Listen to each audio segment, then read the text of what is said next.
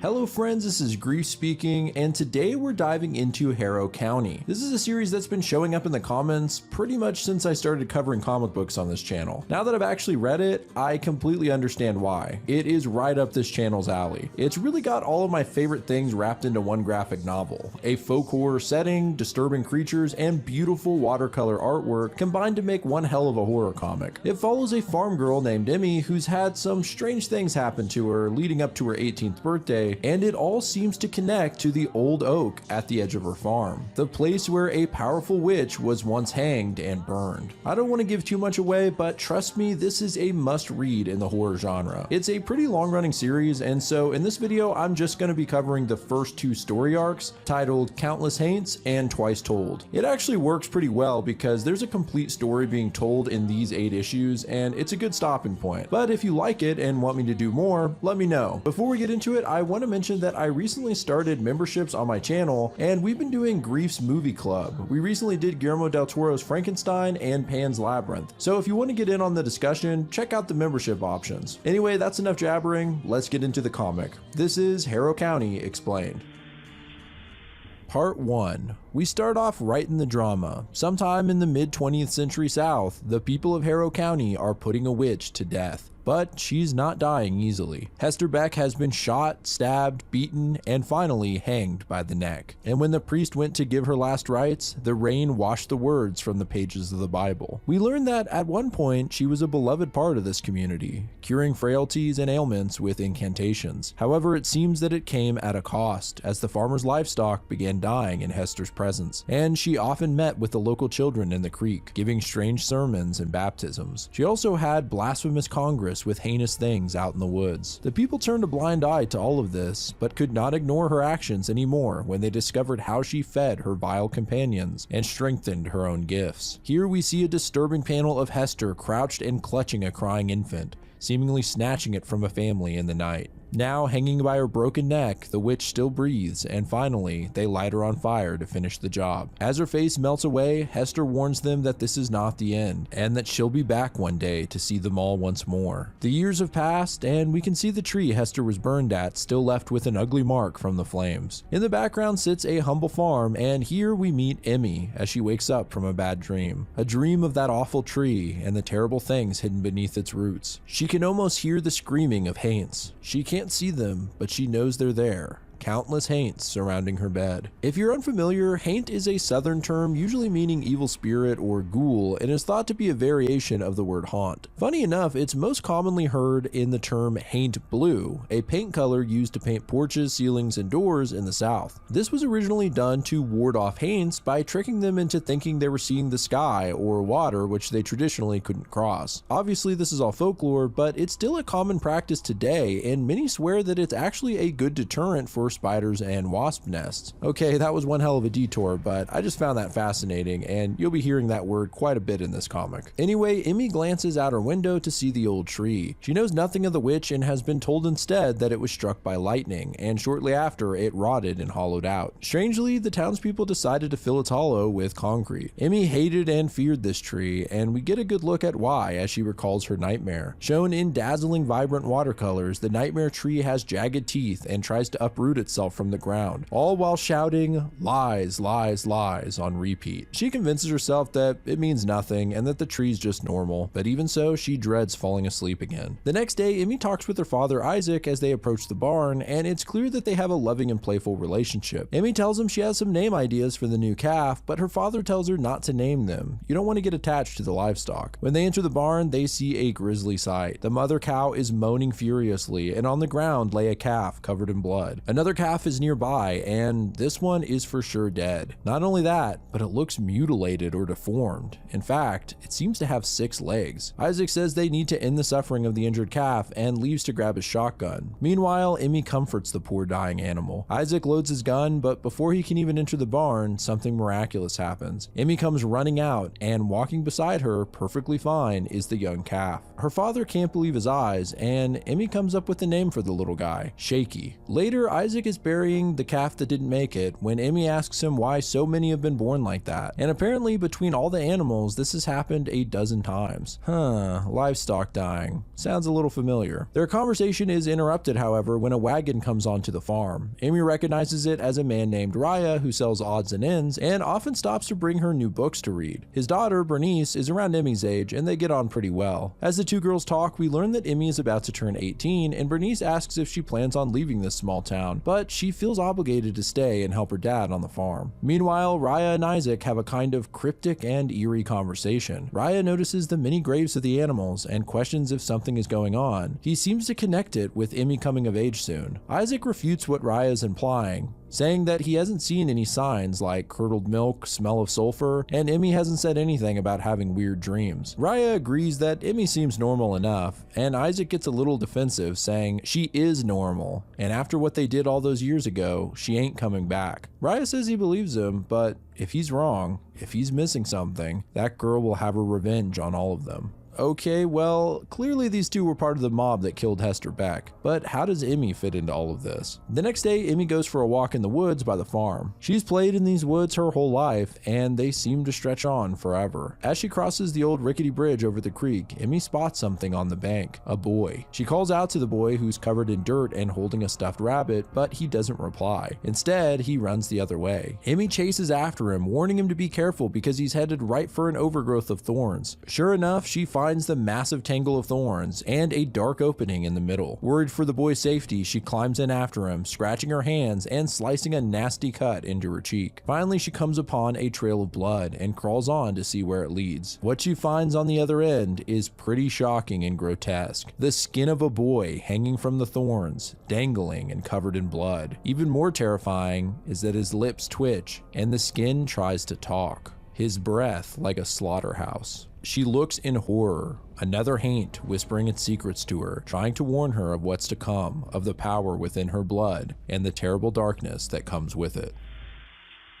Part 2. Next thing we see is Emmy shoving the bodiless skin suit into her satchel, telling it to be still as it wriggles to try and slip free. She describes his skin as warm and sweaty. Gross. She knows exactly what she's found. A haint, deathly pale and gravely silent. The restless ghosts of Confederate soldiers searching by the moonlight for body parts. The spirits of children who got lost in the woods and starved before finding a way out. But now, Emmy had found one for herself, a real-life haint. She actually seems excited about this and surprisingly unfazed at the living flesh she now holds. Kinda makes this whole thing even more creepy. She gets back to the farm and runs to her room. She needs to change out of her bloody clothes before her father sees and doesn't want the skin boy to peek at her while she changes, so she shoves him in her bottom drawer. Okay, that's pretty funny actually. A few minutes later, her father knocks on the door and asks where she's been all day. She just tells him she went on a walk and mentions getting cut up pretty bad on some thorns, but when she looks down at her hands, the scratches are gone, and the big cut on her face is healed up as well. Isaac gives a concerned look and tells her to help him outside when she gets the chance. After he leaves, Emmy wonders how the scratches healed so fast. She tells the skin boy he'll have to stay in the drawer for a while and to be good while she's out helping her pa. Outside of Emmy's window, we can see a bloody handprint, like something was just watching her. That night, she has another dream about the tree. People are gathered around the old oak, cold and quiet like haints themselves. It can't be a good thing coming back to this place after what we done, one of them said, but they heard crying like that of a baby coming from the oak. So they chop into the swollen tree trunk and inside find a strange sight. A small child naked as if coming out of the womb. One of these people is Isaac, Emmy's father, and his wife, who pulls the child out from the tree and says that she can take care of it. Shortly after, they find another girl in the tree and say that it looks just like the first, beautiful. Only in the dream, she's hideous and decayed like a corpse. This is actually some interesting foreshadowing. Emmy wakes up with a gasp to the sound of rattling. The skin boy is making a ruckus in the bottom drawer, and Emmy pulls him out, asking what he wants. He manages to mutter out the word window, and Emmy walks over to look out at the old tree. She sees the silhouettes of people gathered there and asks the flesh how he knew. The skin replies, but not directly, saying that the pact must be honored. 18 years and she's showing signs. Emmy quickly realizes that the haint is telling her what the people Satchel are saying at the oak tree, and he continues, though we only get fragments of the discussion. They talk of the witch that they killed and the pact they made. It seems Isaac is amongst them and says that it's not the same girl. He raised her. This is his daughter. Emmy wonders how the skin boy can hear what they're saying when he's here with her, and we then get a look at the tree where a red figure sits in the branches. On a closer look, it seems to be the boy's body removed from its flesh. I have to say, that's a fascinating and disturbing concept. The skin boy continues repeating the words, "The witch must die." Isaac heads home and enters Emmy's room, only to find it empty. Outside, Emmy has donned her coat and satchel and is running into the woods in a panic, tears in her eyes at the realization of what her father plans to do to her. She travels into the darkness with her lantern drawn until she hears a presence nearby. Luckily, it turns out to only be Bernice, who seems to be on her side. She was actually looking for Emmy to warn her about the mob that's coming for her. Emmy flips out. She just doesn't understand any of this. Why would her pa want to hurt her? Bernice takes her hand and says they need to keep moving. She doesn't know much herself other than overhearing her father talk about a witch and a birthing, and some sort of agreement to kill her. As they move along, they find themselves in a clearing, and on a closer look, it appears to be a very old graveyard. The grave markers are so old that the words have worn off. The people buried here are forgotten, and Bernice suggests that maybe they were meant to, that she had heard about old cemeteries hidden in the woods where folks buried undesirables. The word sparks suspicion in Emmy, and she questions whether Bernice led her here on purpose, but the girl pushes back, saying she came here to help her. Suddenly, they both hear a voice whispering from Emmy's satchel. The skin boy is saying, "Not alone. Never alone." The girls look around to find flaming skeletal corpses crawling out of the ground and surrounding them.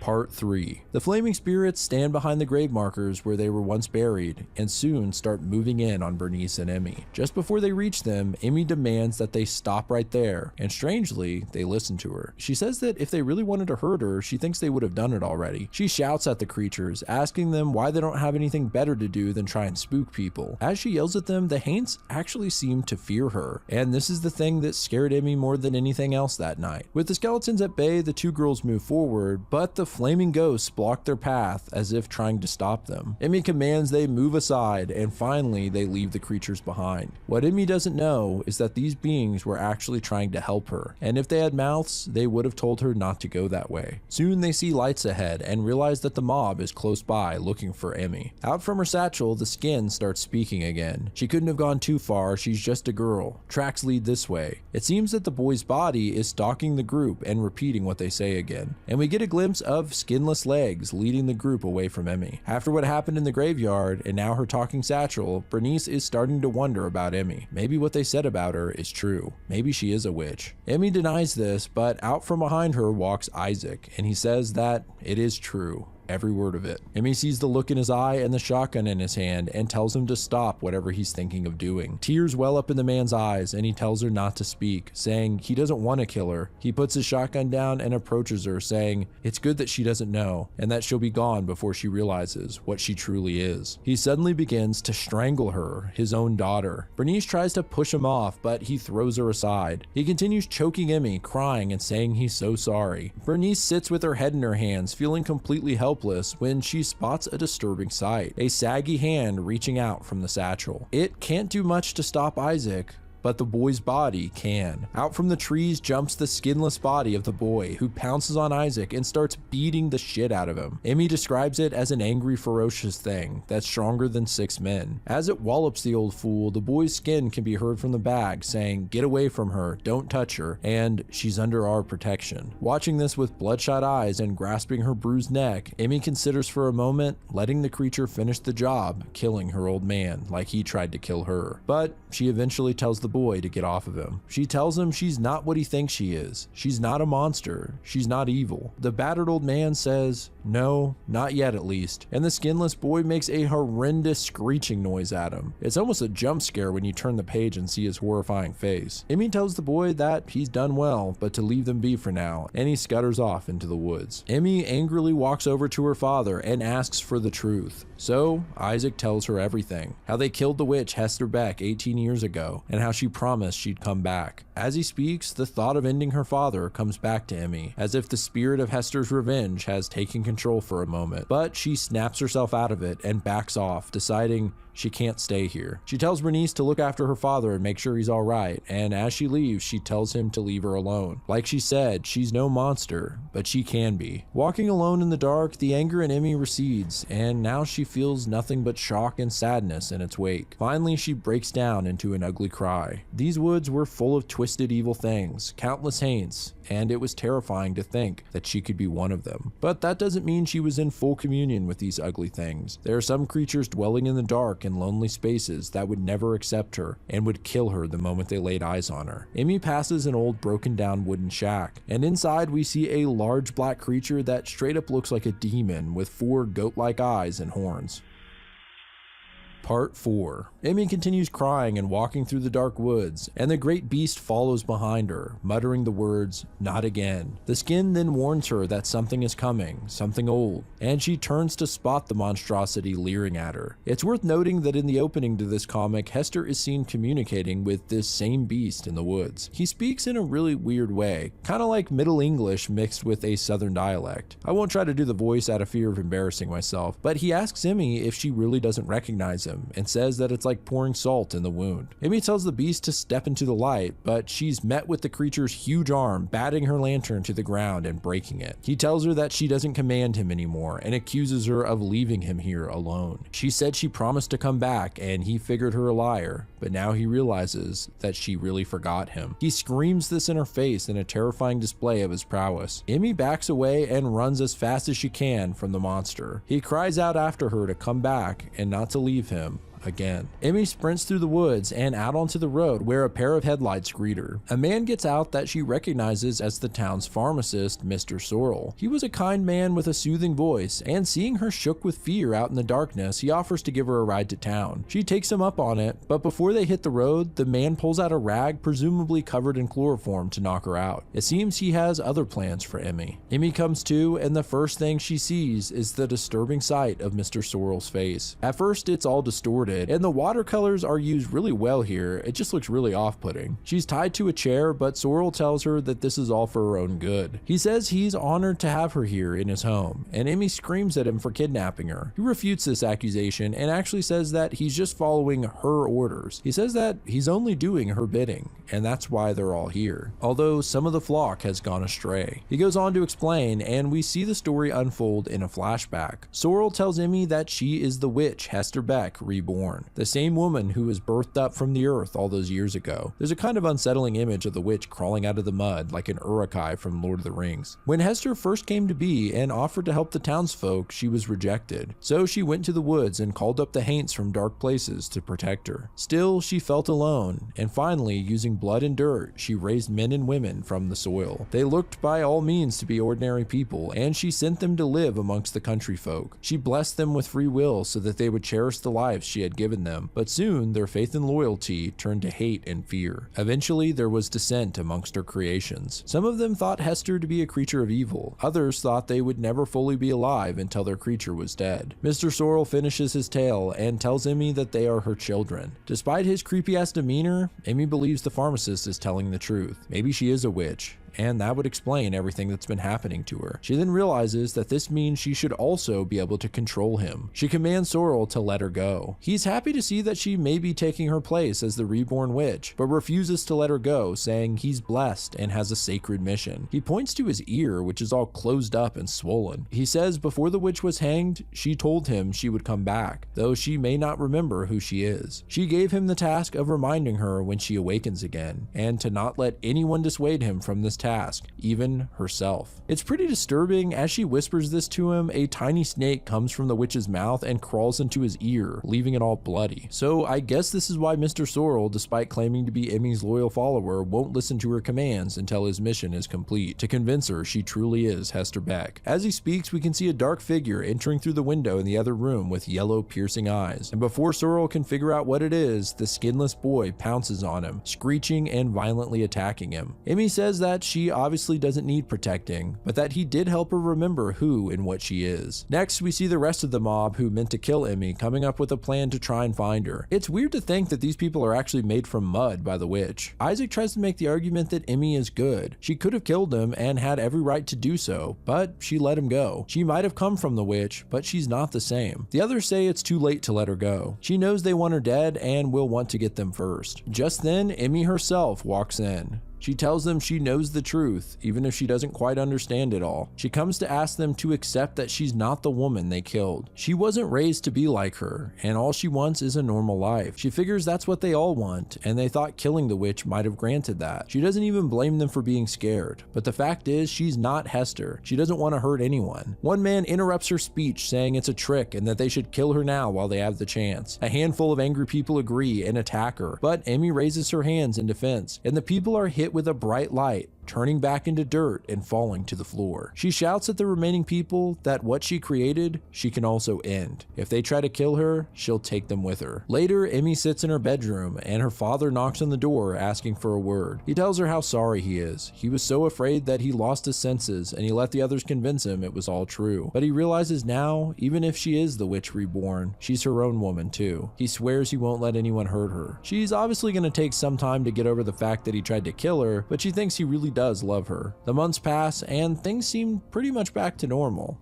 Well, as normal as they can be in Harrow County. There are still plenty of Haints hiding in the hollows. Would they seek her out for guidance or some darker purpose? Emmy sits on the porch when a wagon pulls up to the farm and a young family asks for her help. Their child is sick and the pharmacy has been closed up ever since Mr. Sorrel went missing. Emmy says it's good they came to her. She tells them to come inside and that the kid will be just fine. It seems Emmy has embraced her gifts and is using them to help others. It then jumps to a large city. A butler brings some tea to a high-rise apartment. He greets a woman standing by the window saying, "It's a lovely morning, isn't it, Miss Cammy?" The woman agrees, saying, "How could it not be? After all, it's all hers, isn't it? The city, the world, all of it." She turns around and we see that the woman is the spitting image of Emmy.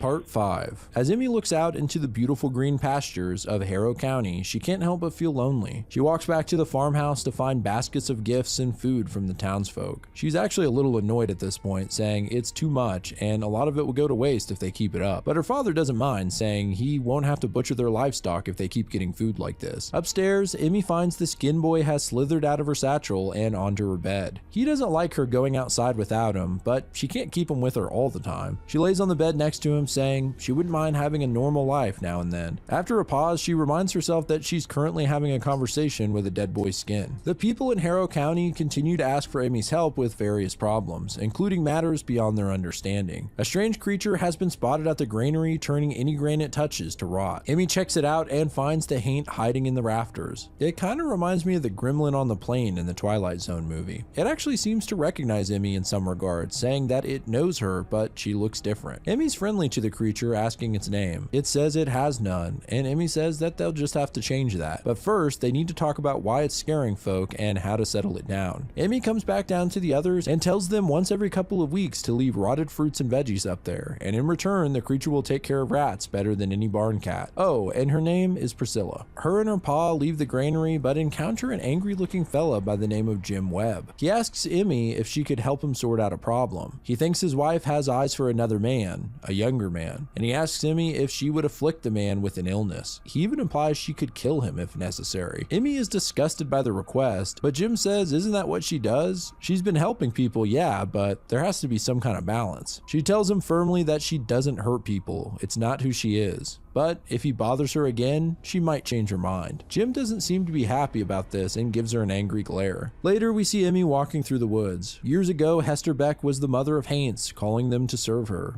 But after she died, they were left orphaned until Emmy rose up to take her place. She passes through the cemetery of undesirables and the flaming skeletons try once again to block her path. But she says she knows what she's doing. Coming upon the old wooden shack, she calls out to the great beast that she encountered that night. She leaves some food for him, and as she lays it on the ground, around, the monster speaks, saying she shouldn't have come here. He says she turned her back on him, and now she has no control of him. He could gut her where she stands and use her innards to sop up the blood. Well, Emmy's a brave soul and opens the door to see the monster. She says that he was created by Hester Beck, but now he's his own creature, something Emmy can understand. The monster says he has learned to live by himself and appreciate the silence, so why is she here bothering him? Emmy says that seeing as how he broke free from Hester, she's wondering if the other Haints will do the same. The monster thinks that it scares her. What if these Haints turned on her? But Emmy was actually asking more for herself. Could she break free from Hester too? Back at the farm, Bernice has come by for the first time since that night in the woods, and her and Emmy are glad to have each other's company. Bernice wonders what everything means though. Her own grandpa Raya was one of the people made from the mud by Hester, so what does that make her? You know, I didn't really think of that till now, but yeah, that's kind of a weird thought. She's the offspring of a fake person to some degree. That's gotta mess with your head. Emmy says that she's just another one of Hester's creations as well. She doesn't know what that really makes them, other than friends, if Bernice still wants to be. It starts to rain, and seeing as the storm is coming in, Emmy invites Bernice to stay the night. While they discuss it, a car pulls up to the farm. A nice car. Emmy's excited to see who it is, and is shocked when she sees the woman climbing out. It's Cammy, her sister and spitting image. Maybe Emmy isn't as alone as she thought.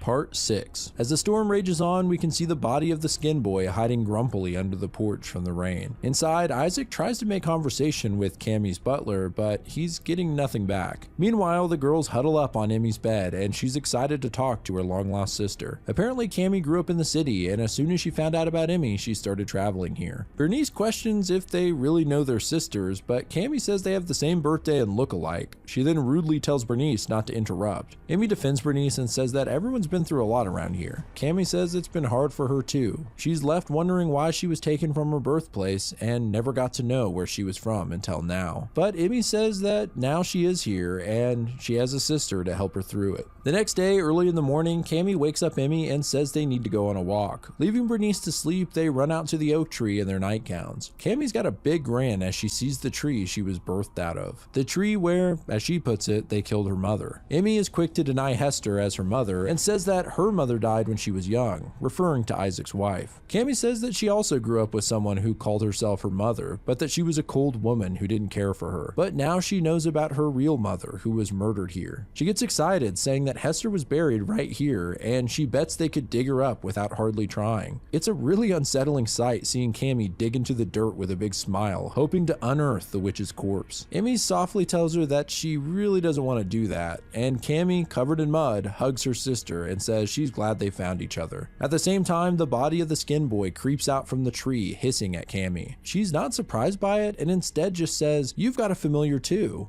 like it's a dog or something. Cammy leaves and Emmy goes back to sleep, waking up late that day. As Emmy eats breakfast, we check in with Cammy, who's gotten all done up for a walk about town. As she does, everyone greets her, assuming it to be Emmy, and she doesn't really correct them. At the local diner, Jim Webb spots Cammy walking by, and thinking that it's Emmy, grabs his steak knife and begins to stalk her. People continue greeting Cammy with big smiles, and in the reflection of a storefront's glass, she notices she's being followed. She confronts Jim and tells him that she must be confusing her with someone else. She asks him what he was planning on doing with the knife he's hiding and makes him hand it over. Funny enough, he doesn't hesitate to hand it to her. Cammy calls him out for attempting to attack who he thought was Emmy and wonders why he would do such a thing and how she can help make it right on her sister's behalf. So he tells her the spiel about the young man coming onto his wife, and Cammy says that she can help him with that and that they're gonna be great friends. It cuts to a man walking up to a cottage with flowers in hand. He calls out for Celia, and it seems that this is Jim's wife and her suitor. The woman comes out and tells him it's not appropriate for him to keep coming here, but something seems horribly wrong. The man drops the flowers and grabs his face in agony. She gets a better look, and it's a terrible sight. His face is covered in boils, and plants are growing out of his mouth and eye holes. He cries out in pain and runs away, clutching his face. That was the last time anyone ever saw him. It seems Cammy granted Jim's wish and afflicted him with something terrible, turning him into yet another Haint. Cammy is looking to be bad news. Part 7. This issue kicks off with Cammy taking a stroll through the woods with a smile as always. She walks up to the wooden shack where the great beast lives and says it's a beautiful day for a picnic. She calls out to the monster saying she'd love to have a chat with him and has her butler start setting down a blanket and food. The beast thinks it's Emmy, but Cammy quickly corrects him and says that they've never actually met. She then says she's pleased to make his acquaintance and invites him to join her. She then pulls several plates out of the picnic basket and it's all rotten and covered in maggots. Plus her wine glass is filled with pure black liquid. She starts eating a rotten chicken wing and tries to convince the monster that they should be friends. Meanwhile, Emmy walks about the farm trying to fight off a looming sense of dread that she's had since Cammy showed up. She finds her father in the barn and asks if he needs help. He says that he could use the help of 10 men, but didn't want to ask her since she's so busy. Emmy says that she could create the men to help him. In the blink of an eye, she could make them out of thin air, so he could rest. He says that, yeah, she could, but she won't. He knows her well enough. She wants things to stay the way they were before all of this. I wonder if Emmy really could do that. Makes me wonder what the extent of her powers are. In the woods, Cammy finds another haint in a dark puddle of goop. She says she could smell its stew pit as soon as she entered the county. The monster rises from the puddle, and it's a hideous creature, a skeleton with strange growths and covered in the black stuff, which Cammy calls bone sauce. What a foul-sounding term. She then says she just wants to be friends, and she can help fill its pit till it's overflowing. Next, she comes upon a clearing with a partially tilled patch of farm and red eyes watching from the dark tree line. She beckons the red-eyed creatures out, and they're even more disturbing than the last haint. Human corpses, or rather their rotting skin, which is filled with rats. They look like zombies kind of, but are only being moved by the many rats inside. Definitely the creepiest of the haints so far. Cammy tells them that since they've taken the shapes of men, they shall work like men, and commands them to plow the field. But first, she'd like them to come with her to tend to man's other business. I guess the way to befriend them is by treating them like the men that they're inhabiting. At the farm, Emmy is putting out the laundry. She's not completely unaware of what's been going on, and has sensed that Cammy is up to no good. She wishes she could hide away from everything, but she has responsibility now, and a flock to tend to. Whether she wants it or not, she would fight to protect them. The skin boy's body shows up to talk to Emmy while his skin is hanging on the clothesline, which is a kind of morbidly funny image. It seems Emmy has had him spying on Cammy. She says she's glad they're friends, and asks the haint if the others are as loyal as him. He says that some are, but not all. She tells the boy that he knows what to do then. He's no longer her spy, instead he's her ambassador, and sends him off into the woods once more. At the same time, Cammy is continuing her own quest for loyalty. In an old abandoned farmhouse, she finds 3 haints that kind of look like a cross between an old witch and a giant crow. She tells them to quit hiding and go do what they were meant to, commanding them to take to the sky. As the night falls upon Harrow County, Emmy walks to the edge of the wood and stops when the skin boy tells her that Cammy is approaching, and that she's not alone. Cammy runs up and hugs Emmy, telling her about all the wonderful creatures that she's encountered. Emmy throws her sister off and says she knows what she's planning on using them for, and she won't stand for it. Cammy knew she might say something like that, and remarks that these gifts are wasted on Emmy. She believes Emmy should have been dragged away from here. She declares that this is her home, and plans on taking it back. Behind Cammy is a small army of haints, including Jim Webb, ready to fight for her.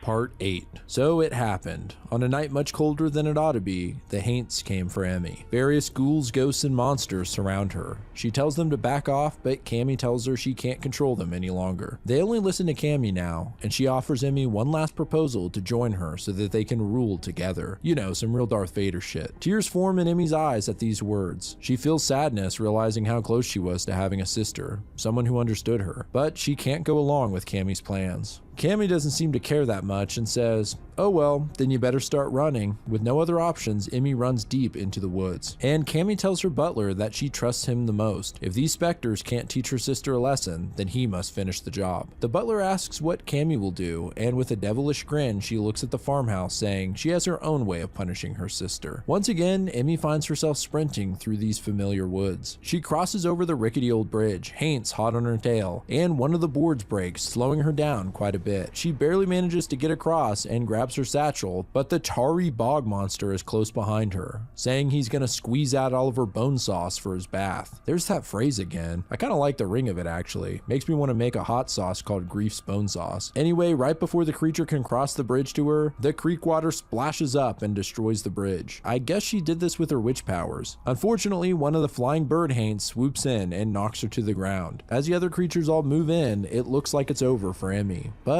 she has a plan. She knew Cammy wouldn't wouldn't chase her herself and would leave the ghosts to do her business, just as she'd known her whole life that she was never truly alone. Up from behind her, Emmy's own army of Haints rises up, including the creature from the granary, the flaming skeletons, and of course the skinless boy. She yells out to Cammy's monsters, taunting them to come and get her, and says don't they dare keep her friends waiting. Oh hell yeah, a goddamn ghost battle. We get a badass series of panels of the monsters all fighting each other in beautiful watercolor glory, and Emmy makes her escape. However, she's cut off by the butler. He starts attacking her, saying he would never do anything to hurt his mistress, but by killing Emmy, he can pretend even for a moment that he's free. Man, even Cammy's closest companion hates her. The butler is inches away from grabbing Emmy when out from the trees, the great beast from the wooden shack emerges with a massive roar, pinning the man to the ground with his huge fist. Emmy asks the monster why he helped her and wonders why he didn't throw in with her sister. He answers in that odd voice, telling her not to presume to understand him. He recognizes now that Emmy isn't the same as the old witch. She doesn't seek to control the Haints, but cohabitate. Cammy thought she could manipulate the beast in the same way she did the others, but this monster is an older, unnatural spirit. The beast sums up why he didn't join Cammy in one sentence. She invited him to a picnic. Okay, that made me laugh, but it actually explains it all in a very concise way. Back at the farmhouse, Emmy rushes inside, yelling at her father that she's being chased. They have to bar the doors and keep the Haints out. He looks out the window and doesn't see anything. Meanwhile, Emmy has a sinister smile and grabs the shotgun. Okay, something isn't right here. She asks him if having a gun like this makes him feel powerful like her, being able to end a life with the twitch of a finger. She aims it at the back of his head and pulls the trigger, but nothing happens. The real Emmy then barges in. It seems she knew Cammy may do something like this and must have emptied the shells from the gun. With the jig up, Cammy reverts back to herself. I guess she used magic to take on Emmy's clothes and hairstyle. Emmy accuses her of doing all of this because she's jealous and she wants to hurt her, because Emmy actually has people who care about her. Cammy assumes she's talking about her father and reminds Emmy that he's not even real and that Hester made him out of dirt. She says that Isaac is no different than any other creature, just like that slithering skin Emmy keeps around. Cammy's then interrupted when the floorboards break and the roots of the oak tree spring out, grabbing hold of Emmy and dragging her under the house and toward the tree. Kinda reminds me of Evil Dead. After pulling Emmy all the way to the tree, the roots let her go. Cammy follows after her sister and accuses her of being scared of seeing their mother's face. Once again, Emmy denies the witch of being her mother. Cammy says that the only person who really cared about them is buried in the ground, and how can Emmy deny her? Her eyes wet with tears, Emmy cries out that if Cammy wants her so bad, she can have her. Just then, the smoldering corpse of Hester Beck drags itself up from the earth, and Cammy, for the first time, feels the dread that Emmy has always felt. She cries out for her sister's help as the rotted cadaver grabs her by the hair and starts pulling her into the ground, until finally, they're both gone back into the earth. Emmy kneels on the ground next to the twisted soil, and despite everything Cammy did to her, she says she's sorry. Some time passes, and Emmy and her father are rebuilding the damaged floor that she was dragged through. She tells her dad that she could close her eyes and make things good as new if she wanted, and they wouldn't have to do so much hard work. Isaac says he doesn't mind the work. It reminds him that it's real,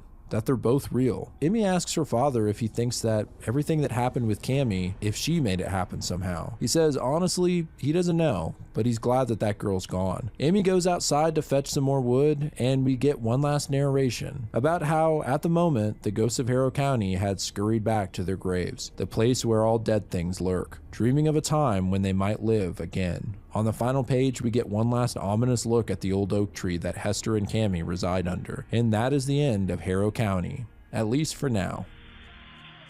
Well, there you have it, guys. Harrow County. I honestly love this series so far and would love to cover more of it, so let me know and I'll make another video covering more. I just love the setting, using old southern folklore as a basis, and it's cool to see a witch story that feels more based on the early history rather than the pointy hat Halloween kind of witches. What did you guys think, and what was your favorite Haint? Let me know in the comments. Shout out to Kill Me Katie, as always, for the intro and outro music, which is likely playing right now, and if you want to see your art at the end of my videos, email me a submission to the address below with a name or social media handle. But I appreciate you guys watching at all. This is Grief speaking. Goodbye, friends.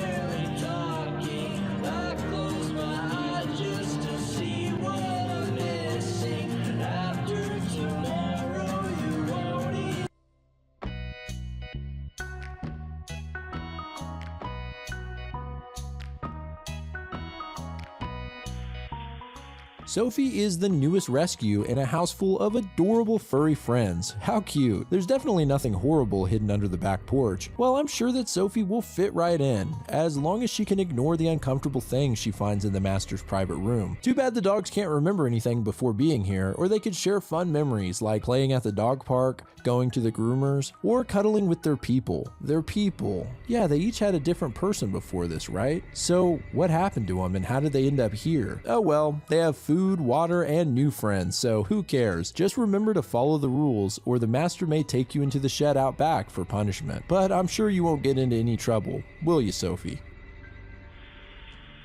Hello friends, this is Grease speaking. Today I'm covering the long requested Stray Dogs. I started noticing this comic suggested after I did the Beneath the Trees Where Nobody Sees video. And I get why, because it also has a cuddly cute aesthetic, but is actually a disturbing horror comic. I won't spoil too much, but this comic has been called a mix between Silence of the Lambs and All Dogs Go to Heaven. That should give you a good idea of what you're in for. If you have pets, especially a dog, this one is particularly unsettling and tragic. But even if you don't, the horror speaks for itself. This is one of those comics I won't soon forget. Before we get into the video, I wanted to mention something else. You know I try to focus on lesser known media on my channel. Well, I recently had a few indie filmmakers reach out to me about a project they're working on, and I was blown away with what these guys are doing. They're working on a film called Limerence, a metaphysical rock opera and coming of age story. The director Isaiah Marcotte started filming when he was 16 years old and has worked on this film in his spare time for the last 10 years. The hardest part being the animation, which he's done entirely by hand. I've seen some of the animated sequences he's working on and it's insane. It's more creative than any mainstream film I've seen in recent years. I just love this kind of shit. Creative people making things just for the love of the art. And I want to be really clear here, this is not a paid promotion in any way and I have no affiliation with the project other than I just really want to use my platform to promote cool shit whenever I can. At this point, Isaiah has 80% of the film complete, which is done on his own time and dollar. But there's a few more animated sequences left to do, and as you guys probably know, hand-drawn animation is extremely challenging and time-consuming, so Isaiah has started a Kickstarter to try and raise the funds to complete the film. If you want to support a true artist and be part of something really cool, consider backing their fundraiser when it launches on June 28th. They have some really unique perks like early access to the film and album and signed artwork from the production of the animation. I'll put a link to the Kickstarter below, so click the button on their page to be notified when it launches. But if anything, go watch the full trailer and you'll see why I'm excited about this. Anyway, let's get into today's video, Stray Dogs.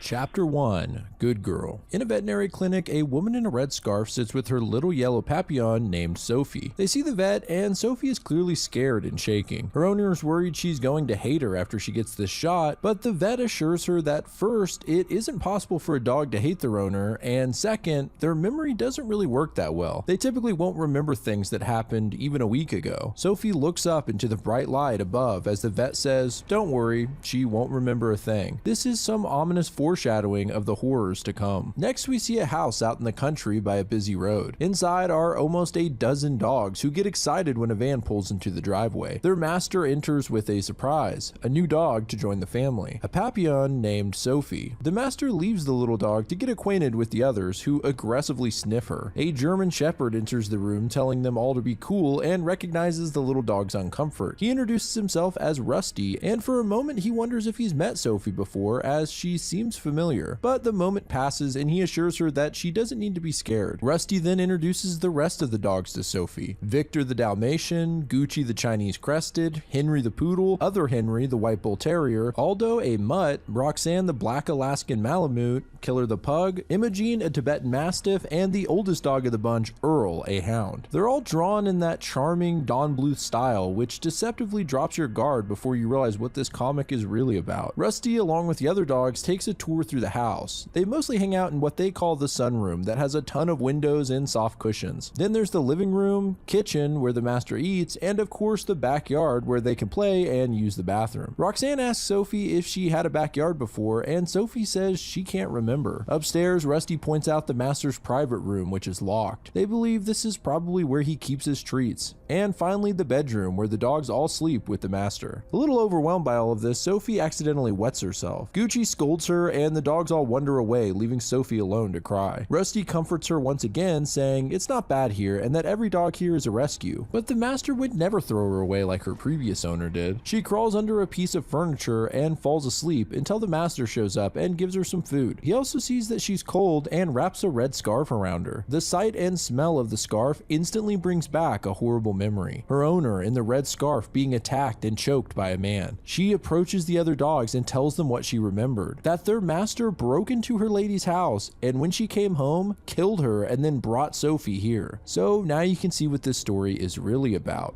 A killer. All the other dogs just call Sophie crazy. Rusty tries to defend her, saying she's just confused, but Earl gets pretty heated, saying this is all ridiculous. If the master was a killer, he'd be able to smell it, and right now all he can smell is bullshit. What a line. The other dogs agree since Earl has been here the longest and walk away. Rusty tries to be nice, but clearly doesn't believe her either. Before they can argue about it more, the master summons all of them to his room to go to sleep. So Sophie's forced to curl up in the room of the man she thinks killed her lady. As she lays down to sleep, the memory comes back once more. In the morning, Rusty tells her that he wants to help her. If the master did something like that, it doesn't hurt looking into it, and if he is a killer, then he'll get everyone out of here. Sophie looks at him puzzled and asks, "What killer? What are you talking about?" And that concludes chapter 1. A great setup, and it only gets more unsettling from here on in. Anyway, let's move into chapter 2, Stay. Rusty tries to remind Sophie about her accusation, but she can't remember anything before she arrived here. The master gets up and lets the dogs out of the room, then stares at some photos. Rusty grabs the red scarf and brings it to Sophie, which finally triggers the memory of her owner being strangled. She asks Rusty more about the master's private room and decides that they should search it for clues. The master takes Aldo out for a drive while the other dogs look out the window in envy. Meanwhile, Sophie and Rusty continue to talk about the private room. Rusty says it's no use, the door's always locked, but Sophie tries to push it open anyway, and to their surprise, it does open up. I guess he forgot to lock it this time. The two dogs enter, and Rusty warns Sophie that if they're caught in here, they're gonna be in serious trouble. They look around the room to find a creepy sight. The room is filled with women's clothing, and there are a few weird items in the room, like bolt cutters, duct tape, handcuffs, and rope, and what looks to be several driver's licenses on the desk. Yeah, this isn't adding up well. Sophie mentions the bad feeling in the room, and Rusty says he really wants to believe her, but the master's so good to them, it's hard to believe he could be a killer. The two are suddenly hit with a jump scare. A coyote stands wide-eyed with its teeth out in the corner, but it turns out to be taxidermied. Rusty points out the master is a hunter and tries to make it clear that this coyote is not a dog. Sophie starts digging through boxes, not even knowing what she might be looking for. Apparently, the master arrived home in the meantime, and he comes in pissed off. Sophie's hidden in the box, but Rusty gets a kick to the ribs and is sent out. Yeah, he really takes good care of you, Rusty. It seems the man has some business in the room, and as he locks the door, Sophie has no choice but to run and hide in the closet. The master sits at his desk, and it seems like he's working out some sort of script, trying out a series of introductions involving the dogs. It's like he's acting out a situation where he uses one of the dogs to meet someone at the park. It's pretty creepy and a big clue as to what this guy is up to. Sophie retreats further into the closet and unfortunately bumps into some boxes that come crashing down. The master opens the closet, and the sight of his feet triggers another of Sophie's memories. Her owner taking her to the dog park for the first time. Sophie's having a hell of a time running around when she bumps into none other than the master. Back in the present, he reaches down to grab her when an even bigger crash sounds from somewhere else in the house. Rusty has broken a lamp, probably in an attempt to distract the master and save Sophie. Well, it works, and the man puts Rusty on a leash, then takes him to the shed in the backyard. The dogs watch from the window and tell Sophie that Rusty is getting punished, implying that something horrible goes on in that shack when the dogs get in trouble. We see a passing of time focused on Imogene the Mastiff,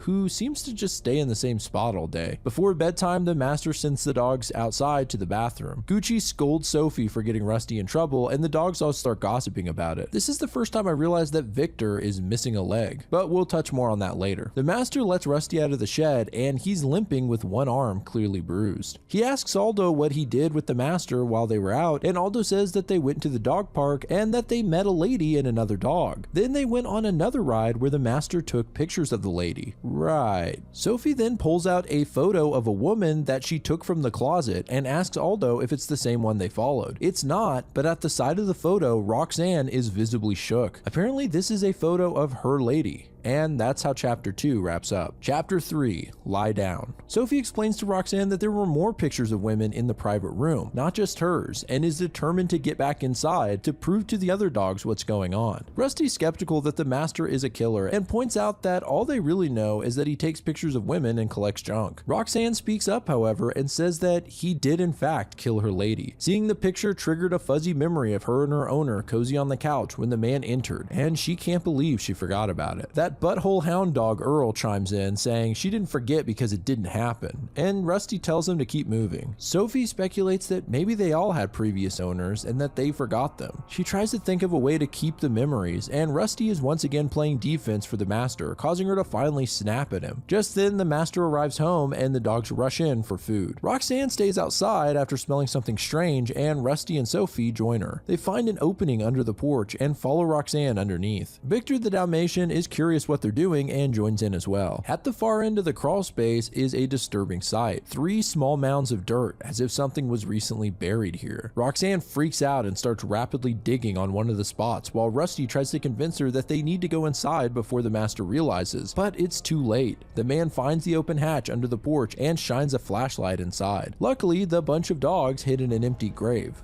Hole that hasn't been filled yet. Inside, the dogs are barking, waiting for their food, which causes the man to head back inside. They climb out of the hole and Roxanne starts digging again. Victor can't climb out without help because of his missing arm, and worse, the hatch is now closed and locked, trapping them inside. Rusty and Sophie start desperately digging a new hole to get out and are a little peeved that Roxanne isn't helping them, instead continuing to dig up one of the mounds. Inside, the master notices Rusty and Roxanne missing from the bunch, and in an intense scramble outside, they help Victor out of the hole and out from under the porch. They show up just before the master gets too suspicious, although they're covered in mud. The other dogs are like, "What the hell happened to you guys?" And Sophie screams out that they found graves. Earl immediately rejects the idea, saying all they found was dirt, and tries to downplay the whole situation. But Roxanne found something while digging, a small piece of clothing. The dogs all sniff it and decide they don't know what it is, but Victor actually never looked at it. Once he smells it, he's struck with a terrible memory. He's stuck in a burning apartment building and is rescued by a firefighter, although he suffered a terrible burn on his left leg. I guess we know how he lost it now. After getting patched up, the woman who saved his life decides to adopt him, but tragically she's brutally attacked in her house while Victor is tied up, unable to help her. With this shocking revelation, Victor tells the other dogs they need to get out of this place right now. He remembers the emergency button on the phone and says they can press it to get help. The other dogs are skeptical since they can't actually talk to humans, but Victor assures them that they'll come anyway as long as they call the number. So the dogs awkwardly call 911. Meanwhile, Earl isn't happy about the situation and sneaks off to warn the master. Downstairs, Victor is barking like mad at the receiver. A dispatcher answers the phone just in time for the master to show up. He tells her it was an accident and that his dog accidentally knocked the phone down. No problems here. He hangs up and then silently puts Victor on a leash and takes him out back. The dogs all watch out the window and the master leads Victor towards the punishment shed. The dog desperately rubs his head on the master's leg in a final plea. Then, in a shocking and heartbreaking twist, he doesn't take Victor into the shed, but behind it. And soon after, the sound of a gunshot rings out. The dogs all look out the window in horror, and that concludes chapter 3.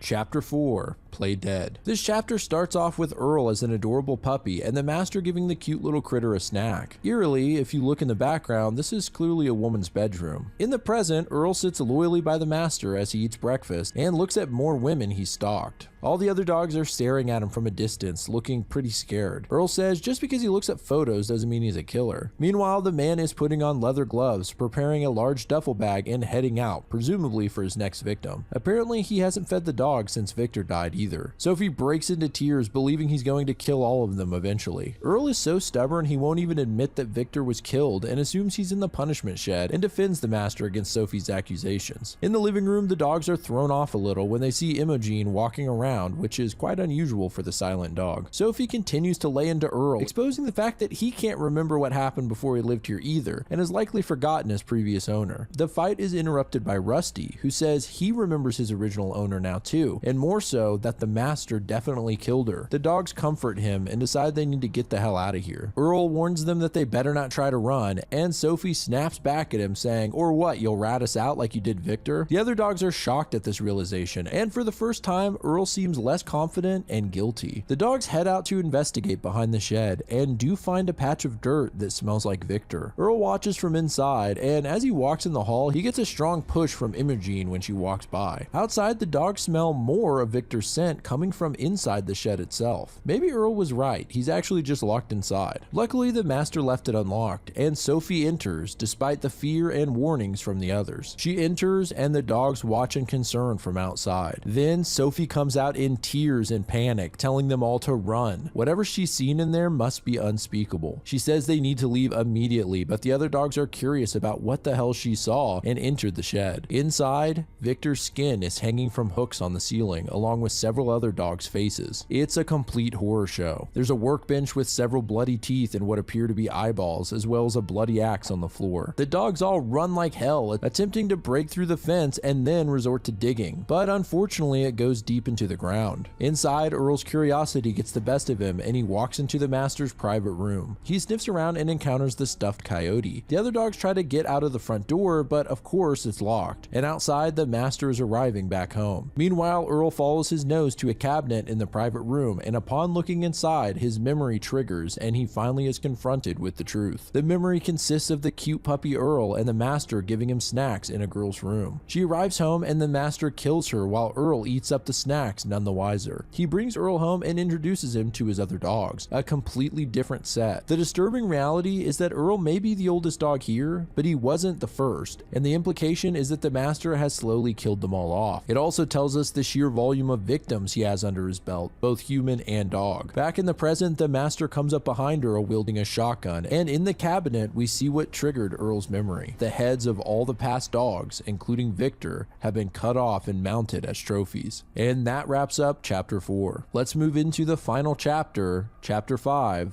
Bad Dog. It kicks off right where we left off. Earl is livid at the realization of who his master really is and is growling fiercely. The master tells him he knows the rules. You never come in this room and you never show him your teeth. But Earl isn't having it. He leaps onto the master and takes a big bite out of his neck. At the same time, the gun goes off and we see the other dogs hiding in the pantry who just heard the bang. Earl comes running out of the room with blood still dripping from his mouth, and right behind him, a shotgun blast fires through the wall. As he passes into the living room, he warns Imogene to run. Then he bolts down the stairs and tells the others the same. But right behind him comes the master. Before he can take another shot, however, Imogene, that beast of a dog, lunges at the master, knocking him down the stairs. He lands at the bottom in a pool of blood, but the dogs don't have time to see if he's dead. They need to get the hell out of here. But remember, they can't get out the front door and are completely trapped. So Earl takes the lead and jumps through the sunroom's window, shattering the glass. He falls onto the lawn with a thud, covered in cuts and glass sticking out of him. I think it's safe to say that Earl has more than redeemed himself at this point, damn. They all make their way out through the window except for Sophie, who wants to go back for her lady's scarf since it's the only way for her to remember. But when she turns around, she finds the master is getting back up. She's frozen in a moment of terror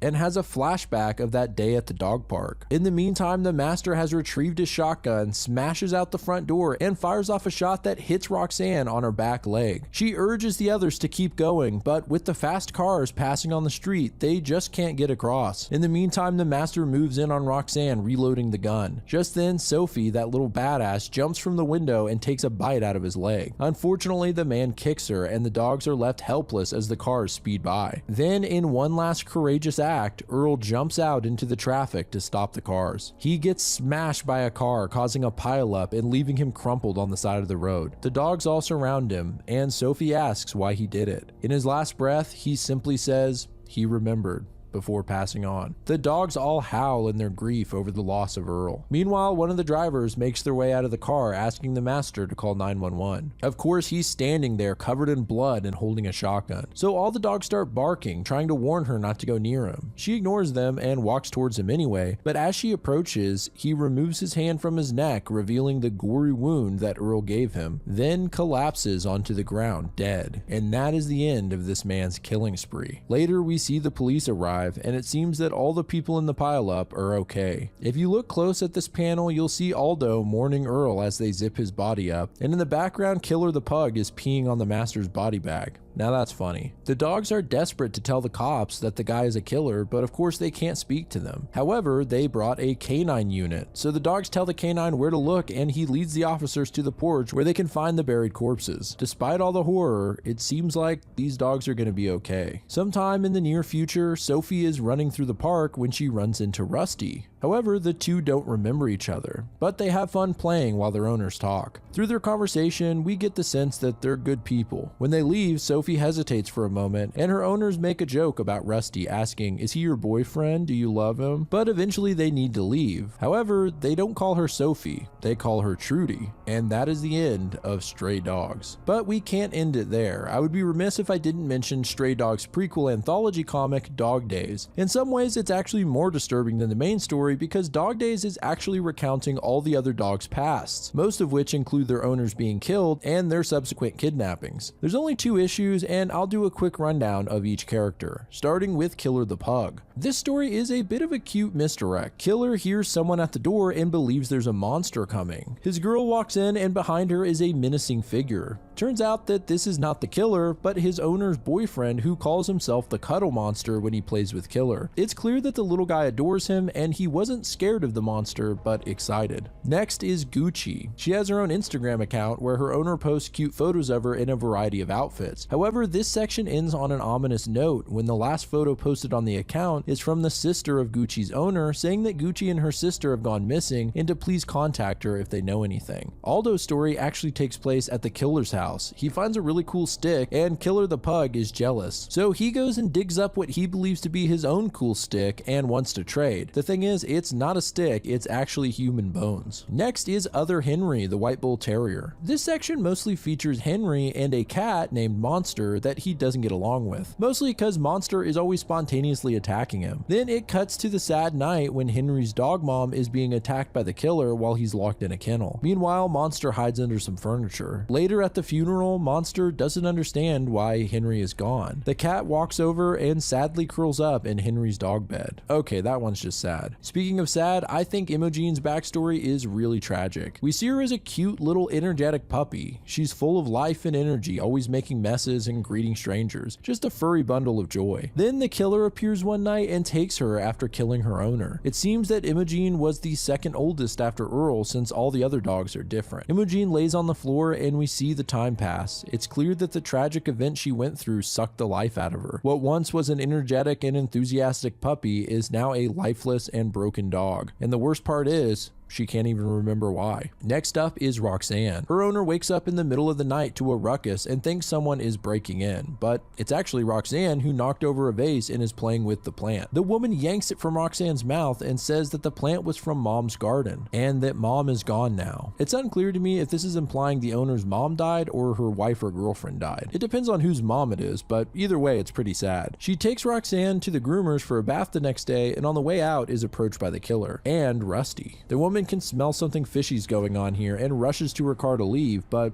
we already know what happens next.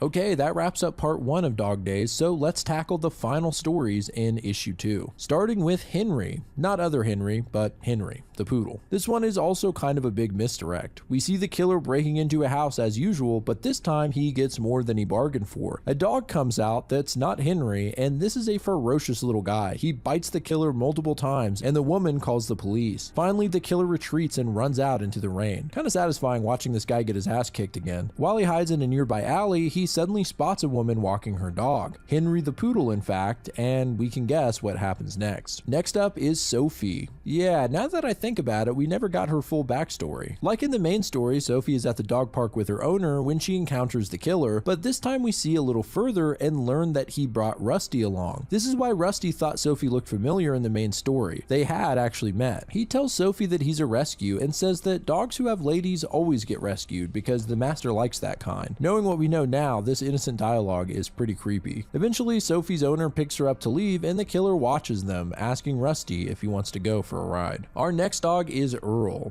We already got a little bit of his backstory, but now we get to see a little more after he arrived at the killer's house. There's a dog named Laney who's saying some very similar stuff to what Sophie will eventually say, asking everyone how far back they can remember. Earl is asking another dog about when they get treats when they find the master in the kitchen getting ready to leave. He's packing up some zip ties, a knife, duct tape, and some dog treats. Right before he leaves, he gives Earl a treat and calls him a good boy. No wonder he ends up being so loyal. And last but not least, we get some backstory on Victor, the three-legged Dalmatian. Apparently, he was not adopted by the firefighter, but the fire station itself. And after a fire goes bad, one of the men is pretty upset and takes it out on Victor, saying it's not the 1800s, they don't need a Dalmatian. But Renee, the woman who saved the dog, assures Victor that this mean man actually loves him. Fast forward to the present after the events of the main story. We see the killer's house run down with the word murderer spray painted on the side. A vigil begins to grow out front out of respect for those he killed. Next, we see Renee's funeral and the disgruntled firefighter from earlier giving a beautiful eulogy. Later, the fire department burns the killer's house down and we get a better look at the vigil outside, which is filled with pictures of the dogs and their owners, including Victor and Renee. And that wraps up Dog Days and the entirety of the Stray Dog series. There's a lot to be said about this comic. It's genuinely a great thriller, and the main characters being dogs isn't just a novelty or a gimmick, it's the perfect tool for this kind of story. I love that they use the real limitations of canine memory as a major plot device. It was used very well here, and it's also just pretty sad, the fact that these dogs can't remember anything. Even the ending is a little bittersweet because yes, Sophie has a nice new family, but she doesn't even remember her old name and forgot about Rusty as well. I should also point out that I had no idea what this comic was about when I first read it. I knew it was supposed to be disturbing, but didn't really know why. I was so naive that I actually thought that Rusty was going to be the villain somehow at first. He just comes off like the typical character in a horror movie that's nice to the final girl, but is later revealed to be the killer. That's how far off I was from the actual story, which was great because I was sucked into the slow reveal as to what was going on. It's also interesting that the targets aren't just the women, but the dogs. I noticed on a second read through that there are no repeat dog breeds, and given that the killer mounted all the dog heads, it seems that he's actually trying to slowly collect every breed. Kind of brings into question whether the dogs are simply a side project to go along with his killings, or if they're actually his main goal. Like I said, there's a lot to talk about here, but what did you guys think? Anything interesting I missed? And did you cry when Earl sacrificed himself?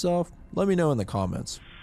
Thanks for watching, guys. Be sure to check out the Limerence movie Kickstarter and give the trailer a watch. As always, thanks to Kill Me Katie for the intro and outro music, which is likely playing right now. And of course, big shout out to my patrons for helping support the channel. If you want your name displayed at the end of every video like these fine people, consider joining the Patreon. But I appreciate you guys watching at all. This is Grief speaking. Goodbye, friends. I guess it's the feeling it's over. I guess I don't know my own pain. I feel so much less as I'm older. It's okay, just don't say it out loud. Today's video is sponsored by War Thunder. Thanks to them for supporting the channel.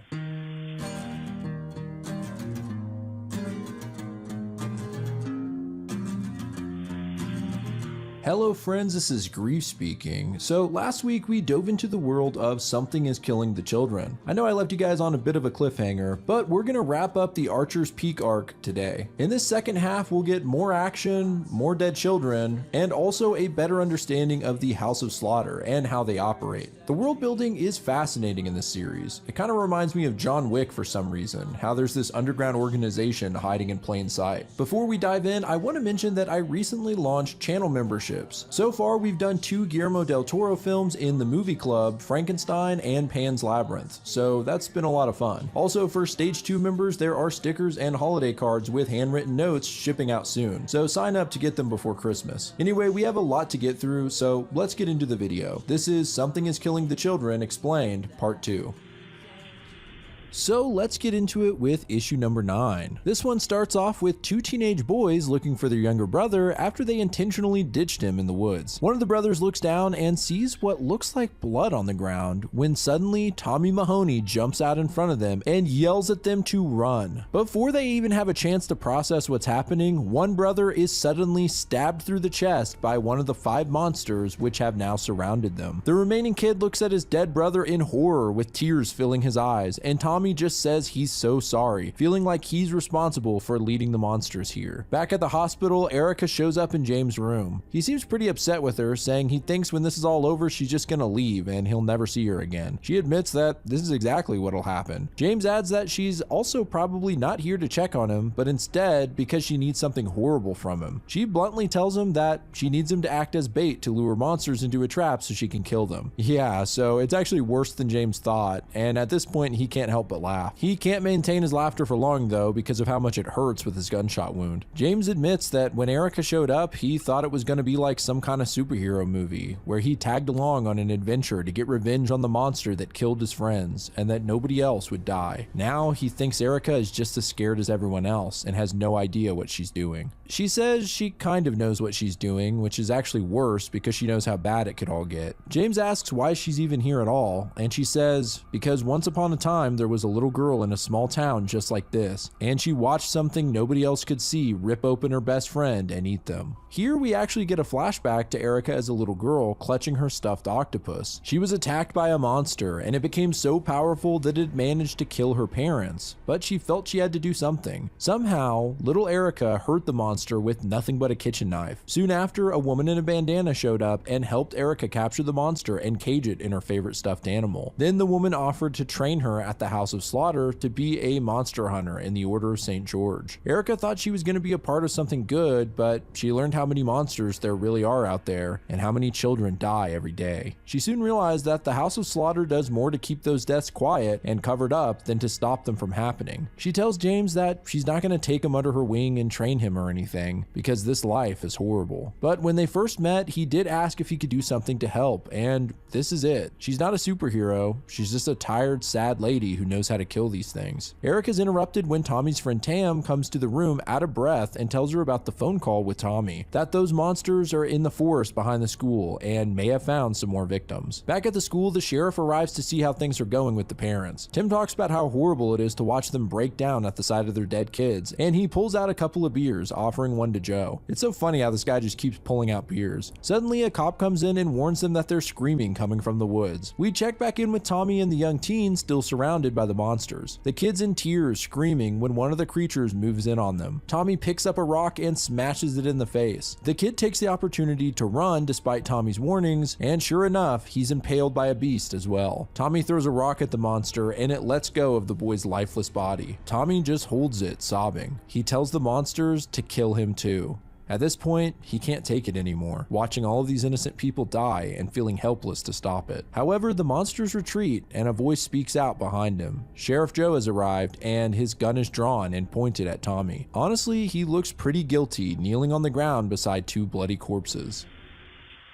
Before we go any further, I want to thank today's sponsor, War Thunder, the most comprehensive and detailed vehicle combat game out there. War Thunder is completely free to play, and you can hop into it on PC, PlayStation, Xbox, and mobile. One of the things that makes War Thunder so addictive is just how massive it is. You can take control of over 2,500 tanks, planes, helicopters, and ships from more than 10 major nations. Everything from 1920s biplanes and early armored cars, all the way to modern jets and main battle tanks. What I like about War Thunder is the amount of detail. The sound design, the damage modeling, and the feeling of chaos when a battle gets intense is awesome. And despite how detailed it is, it's easy to pick up and play, so anyone can jump in. And if you use my links in the description or pinned comment to sign up, whether you're brand new or you haven't played in the last 6 months on PC or consoles, War Thunder will give you a massive bonus pack. The bonus includes the exclusive vehicle decorator Eagle of Valor, 100,000 silver lions, and 7 days of premium account. This is only available for a limited time, so don't wait on it. If you want to jump into huge PvP battles with millions of players and try out some incredibly detailed war machines, use my link, sign up for free, and claim your bonus pack. It's a great way to support the channel and have fun at the same time. Thanks again to War Thunder for sponsoring this video. Now back to the story. Issue number 10. Back at the school, Principal Colin asks for the family of Sophie Mahoney to step forward. Tommy's mother comes forward and is pretty harsh towards Collins. I guess if your kid was killed, you'd be pretty jaded too. In the woods, the sheriff tells his deputies to keep the whole situation quiet. They don't need another panic this close to the families. Tommy chimes in saying he didn't do this and that the real killers are out there and will be back here any moment. Joe freaks out on him, telling him to shut the hell up, and the deputies awkwardly head out. Shortly after, Aaron arrives and Joe just says, "Oh God, there's more of you?" He soon realizes this is the man he spoke to on the phone. Aaron tells him that they'll need his authorities to keep the adults down there from panicking. Meanwhile, he'll watch Tommy to make sure he doesn't get into any trouble. Well, we all know what that means. The sheriff goes along with this, saying he needs to go tell a mother and father that they just lost their other kids as well. Tommy knows Aaron must be from the same group as Erica and tells him that she did something to him so he can see the monsters now. Aaron says he's well aware of what she did and pulls out a syringe with a red liquid, then casually says, "We cannot allow you to live." Meanwhile, Tam has given Erica and James a ride to the school, but when they arrive, a cop tells them they'll need to turn around and that they'll resume things tomorrow. Erica and James get out anyway and approach the gym where many of the parents are enraged at being turned away from seeing their children's bodies. They run into the sheriff, who immediately asks why James isn't in the hospital. Erica just ignores him and says he needs to tell her exactly what the hell happened here. He just lays it all out about finding the 3 bodies in the woods and how her friend is watching Tommy right now. Erica looks pretty scared, realizing how close the monsters are, especially since there are a lot of children here with their parents. She tells Joe to get the parents, especially with children, as far away from here as possible, and to take James as deep into the school as they can manage. James tries to protest, but Erica tells him very seriously that this situation is way worse than anyone realizes, and she doesn't want him getting hurt. So Joe has Tim take James into the school while he leads Erica back to Tommy. At the same time, we see an exchange with Tommy's mom and a cop where she's refusing to leave the premises until she sees her daughter. In the woods, Aaron has injected the syringe into Tommy, though it doesn't look like it's going to kill him, but rather drug him to make his death painless. I guess that shows some empathy. Aaron pulls out a knife and says that it is crucial that their secrets don't get into the wrong hands. Before he can slit Tommy's throat, however, Erica jumps in to stop him and knocks him to the ground. She's now realizing that Aaron is here to help cover up these incidents, not help stop them, and that Tommy is just another loose end. Aaron says she's the one who opened this door, not him, and that she knows the rules. Tommy struggles to stand up, and Erica tells the sheriff that he's drugged and will be useless for a few hours. She then slams Aaron up against a tree and tells him that she's going to need his help. He says she's just delaying the inevitable and points out that the more she reveals in front of the sheriff, the more he becomes a target as well. She interrupts him, saying that there are 5 Oscura types and 3 dead bodies, meaning that isn't enough sustenance for a full brood. They'll be in a blood frenzy and they're starving. Aaron sees how dangerous this is and decides to help her after all. She says that this is what none of them understand at the House of Slaughter. While they worry about all the rules, real people are getting hurt. We cut back to the school where a young girl flies her toy airplane through the parking lot. She stops dead in her tracks, however, when she sees a massive monster creep out from the woods. It seems after feeding, the babies have grown in size by quite a bit. Nearby, Sheriff Joe is walking Tommy into the school parking lot, and Tommy sees the monster. He desperately tries to tell Joe to get the little girl, but can hardly speak. Finally, he rushes forward to try and save her himself, but still being drugged, he falls face first onto the ground. Meanwhile, the little girl cries out as she's pulled into the air. To the adults who can't see the monster, she seems to just be floating, and finally, the creature rips her in half. Jesus, this comic is so unforgiving. The parents are in shock, including Tommy's mom, who walks over to try and help the girl, not seeing the beast standing right in front of her. Tommy again runs forward, attempting to save his mom. Meanwhile, James urges Tim to get everyone into the gymnasium, saying more kids will die if he doesn't. So Tim starts calling everyone inside. At the same time, Erica and Aaron show up and believe that because of the massive amount of fear, the monsters will soon be able to kill everyone, not just the kids. Aaron tells Erica to get James and Bien and get as far away as possible to lead the monsters into a trap. On the other hand, he intends to stay here and fight. Erica says he can't fight for shit, but he argues that he passed all the same field tests as her. He tells her he's not an evil man. He doesn't like how the order conducts its business. He just always tried to tip things in the right balance. That's why he's always had her back ever since they lost Jessica. Well, I don't know who Jessica is, but Aaron just got a lot more respectable and he pulls out his knives ready to fight. Erica helps move the others into the gym, and Tommy asks if Aaron is really going to fight them alone, but she seems to imply that Aaron isn't intending on actually winning. He charges in, stabbing one of the creatures in the face, but immediately his arm is cut cut off. He curses and hoped it wouldn't end this soon. In the final panel of the issue, we see the monsters tearing Aaron to pieces and eating him. Whoa. Issue 11 kicks off with a flashback of James shortly after watching all of his friends die. As he watches his last friend get ripped apart and eaten, his father comes running into the woods, clearly unaware of the giant monster right next to him. He holds his son and asks what happened here, and as the creature creeps back into the forest, James says that he did it, realizing that no one would believe the truth. In the present, the monsters finish feasting on Aaron and the fresh corpse of the little girl. In the gym, the survivors sit silently as they listen to the horrible noises outside. Erica comes in and grabs James, telling the sheriff to keep everyone inside until Tommy tells them it's safe. The sheriff is annoyed and confused. Why are they leaving their lives in the hand of Tommy, who's still drugged? He doesn't realize that Tommy's the only poor bastard that can see what's killing them. Erica ignores him and instructs Tommy to check outside every 5 minutes to see if the monsters are still there. Sheriff Joe asks what he's supposed to tell all these people, and Erica says that they just saw a little girl get ripped apart in midair. Tell them that they'll be next if they don't listen. Then her and James head to the other side of the building to sneak out of a window. At the House of Slaughter, we see the woman in the white bandana that we saw before. Her name is Cecilia, and she has a meeting with the old dragon, aka the man with the metal dragon mask. He asks what's bothering her, and she reveals that Aaron Slaughter is dead. Apparently, a video of him being eaten alive by an unseen Oscura type was posted on social media,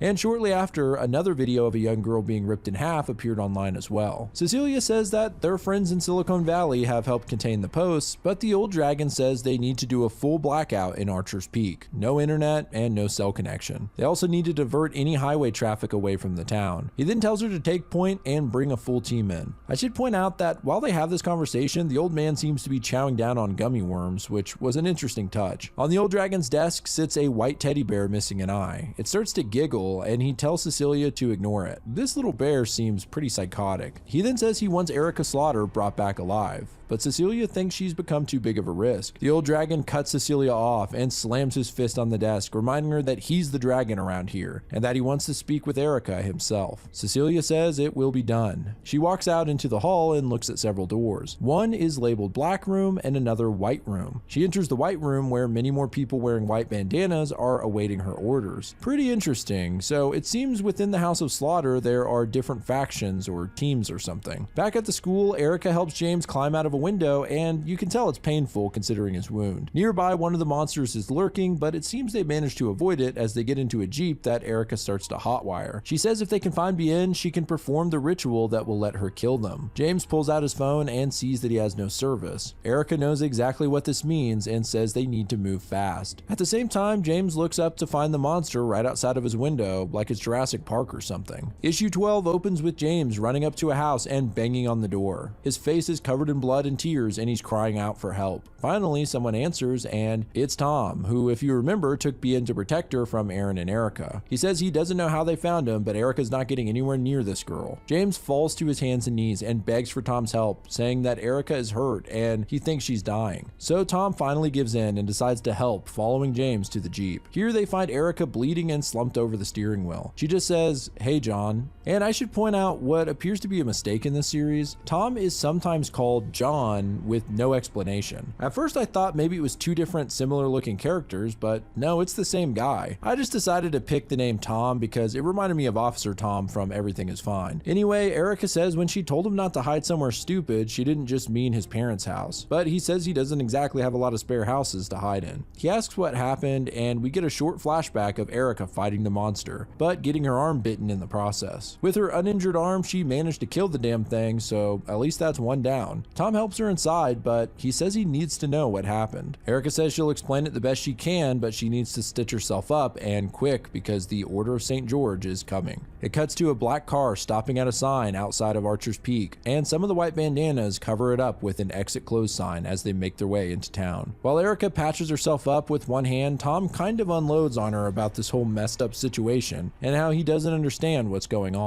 Erica tells him that he's just gonna have to accept that there are things happening here that'll just sound made up, so he's just going to have to listen to what she tells him. She then lays it out so bluntly that it's almost funny. Monsters are real, only children can see them, and she's part of an organization of monster hunters called the Order of St. George. James then adds that the monster that killed his friends had 5 babies, and they're going to eat everyone in the school if they don't lure them away. Can you imagine being in Tom's position and hearing all of this? Well, after everything that's happened, he just accepts it. Erica says that laying the trap isn't as simple as dangling a kid out in front of the monsters. She needs to tap back into the invocation that created the monster, and to do that, she's going to need Bien. At the school, Tommy's looking around outside and at first doesn't see anything but some mutilated corpses. He can't tell whether there's 4 dead people or just a couple of people torn into pieces and tossed around. Just as he's about to give them the go-ahead to leave the gym, a monster comes around the corner and he runs back to the others. Right before he gets inside, he spots 4 white masks at the edge of the woods. Meanwhile, Erica approaches Bien, who says she doesn't want to talk to her because she wants to hurt the babies. She says they weren't hurting anybody, they were just eating what their mama brought them. Well, that's one way to look at it. Erica tells the girl that those babies have grown up now and they're killing children. She asks Bien the first time she heard about the monsters, before she even saw them. Bien explains that she thinks it was when she was at a sleepover at Carly Monit's house. James recognizes this name as one of his friends who died was Tyler Monitz. At this sleepover, everyone was telling scary stories when Tyler came in and scared all of the girls by telling a story about the monster in the ravine. The same story he heard from James. Bien and her friends were scared to go into the woods after that because of the monster, and shortly after, one of the girls at the sleepover went missing, Sarah Washington. James tries to interrupt the story to tell Erica something, but she says they need to let Bien finish. The girl says that the more kids that went missing, the more scared she got, until one day, the monster took her back to its cave where she pretended to be dead to survive. After she tells this story, James storms out of the room and Erica goes to speak with him. She finds him sobbing on the back porch. He didn't really think this was all his fault, but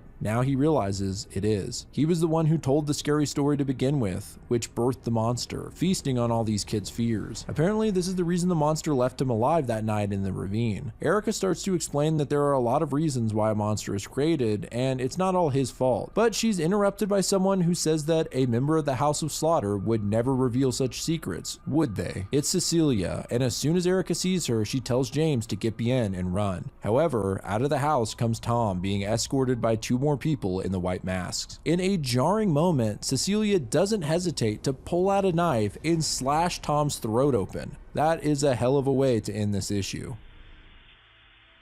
Issue 13. In the school parking lot, the white masks from the House of Slaughter find a creature still chewing on Aaron's corpse. They all attack it and kill it with precision. It's kind of interesting how all these white masked members have different melee weapons, like a katana, a bat, and a hatchet. Earlier, Erica seemed to buy several random but scary looking melee weapons as well from the supply store. It makes me wonder if this is some important part of killing them. One of the group named Maxine seems to be in charge in place of Cecilia. Weirdly, she grabs the black bandana from Aaron and says she's keeping it, almost like a trophy, but who knows. It kind of seems like these different factions in the House of Slaughter have a rivalry. You know, there's actually several offshoots of Something is Killing the Children that explain a lot of this stuff. There's one called Book of Slaughter and another called House of Slaughter, so if you guys want more lore, let me know and I'll consider covering those as well. Anyway, that was a little bit of a detour, so where was I? Oh yeah, so Maxine says they need to deal with the locals next and they make way for the gymnasium. Maxine adds that full containment means they can be as bloody as they want to be. Well, that doesn't sound good. As Tom chokes on his own blood, Erica shields James' eyes and screams at Cecilia, asking what the hell is wrong with her. She tells Erica that there are consequences to her actions, and really these deaths are her fault for not following protocol. Erica angrily says that she hopes one day it sinks in that the real reason they're here has nothing to do with a few dozen dead children. They came here to kill people, not monsters. Cecilia retorts that she's here to uphold the secrecy that allows their order to operate, which does save children. But Erica asks her when the last time she even saw a monster was. Cecilia doesn't humor her question and says that she's about to take Erica with her under armed guard. As they argue, Tom pulls out his gun and fires at Cecilia, but one of the other white masks jumps in front of her, sacrificing himself. The other henchman tries to stop him, but Tom manages to shoot him too. Finally, Cecilia slashes his arm, forcing him to drop the gun. Clutching his bleeding neck, Tom manages to tell Cecilia, "Fuck you," and she finishes the job, cutting through his head with her knife. Kind of sad to see Tom, or John, whatever his name is, die like this, but he went out like a badass, and this little diversion actually gave Erica, James, and Bien a chance to escape. Hiding out in the woods, Erica asks James if he can find his house from here. He doesn't look too good and his shirt is bloody. It looks like maybe in the escape he tore open his stitches. He asks Erica what they're going to do at the house, and she dramatically says they're gonna play a little game. Outside the school gym, Maxine demands that Sheriff Joe and the others open up. In the meantime, she instructs her men to find another way in. The sheriff, Tim, and Tommy discuss whether they should open the door. Joe makes the case that they're Erica's people, but Tommy points out that Erica doesn't seem to like her people all that much. They can't call her either since they shut down the phone service. As they discuss this, the gym lights go out and there's a loud smash on the outside of the doors. This repeats until the doors smash open. Maxine just drove her freaking car through them. She tells everyone to gather in the center of the gym if they want to get through this alive. Tommy knows that this isn't good, but there's no way to escape. They're surrounded.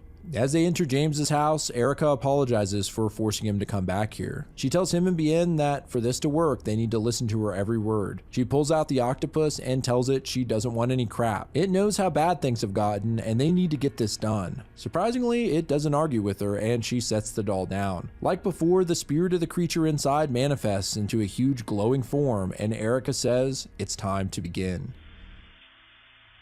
Issue 14. Bien is freaked out at the sight of Erica's monster and says she doesn't like it. Erica says she doesn't like it either and explains that the House of Slaughter taught her to tame it and afterwards it changed shape. She says that some of the other kids in the order made their monsters look pretty, but Erica didn't want to forget what it was and what it did to her, so she kept it ugly. Bien asks if the monster is still dangerous and it replies yes with a devilish grin. Erica clarifies that it's only dangerous to her. She instructs the two kids to lay down and close their eyes. She tells them to imagine they're lying in a big white empty space, not too cold, not too warm, but completely comfortable, breathing darkness in and the whiteness out. She tells Bien to keep breathing and asks James to think back to when he first told his friends the story and to remember that moment exactly. Erica's monster and her start to see an echo of the story playing like a movie in the room, with James getting up from the computer and looking out the back window. She tells him to take the image from a story and hold it in his mind. As he does, Erica can see an echo of the creature staring in through the window. Bien starts crying, worried that the monster will come again, and Erica assures her she'll keep her safe. She then asks Bien to picture the monster from the story she heard in her head, and asks her what it looked like. Bien opens her eyes and says, "It looked like that." The octopus spirit then projects an image of the creature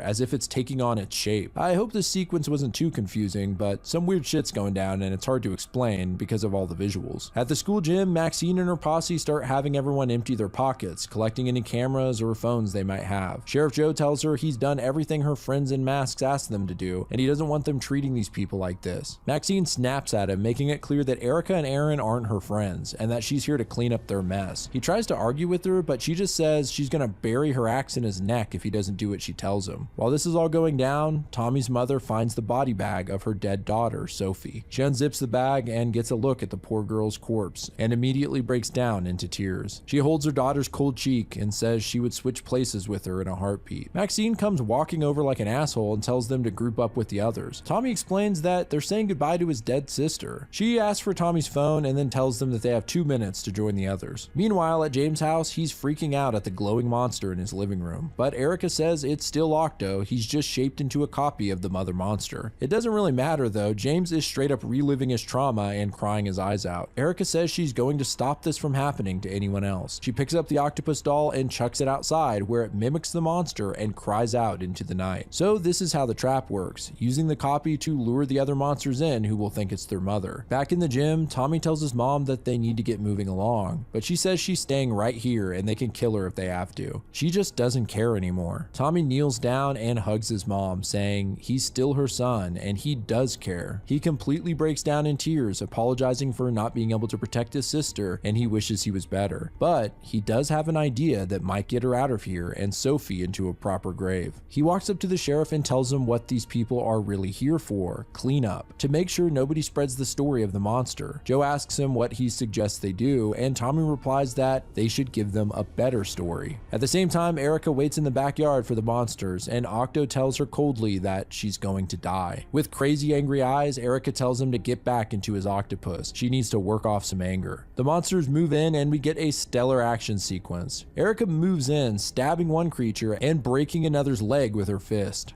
Then she leaps into the air and buries her knife into one of their heads, finishing it off before moving to the next. Obviously, description can't do this fight justice. Erica's a total badass and straight up wallops these motherfuckers. It's awesome seeing her standing in the grass covered in blood. Back in the gym, Tommy is demanding that Sheriff Joe arrest him, confessing to all of the murders and killing the little girl in the parking lot in front of everyone. The sheriff is confused until Tommy makes it a little clearer. If all these people saw him do it, then there's nothing that needs to be covered up, right? He tells the crowd how they saw him kill the little girl and how the sheriff arrested him in front of everyone, and that was the end of all the killing. Maxine catches on and tells him that this isn't gonna work. The monsters are still out there and they'll kill again. Gripping her axe, she says there's a cleaner way to end all of this.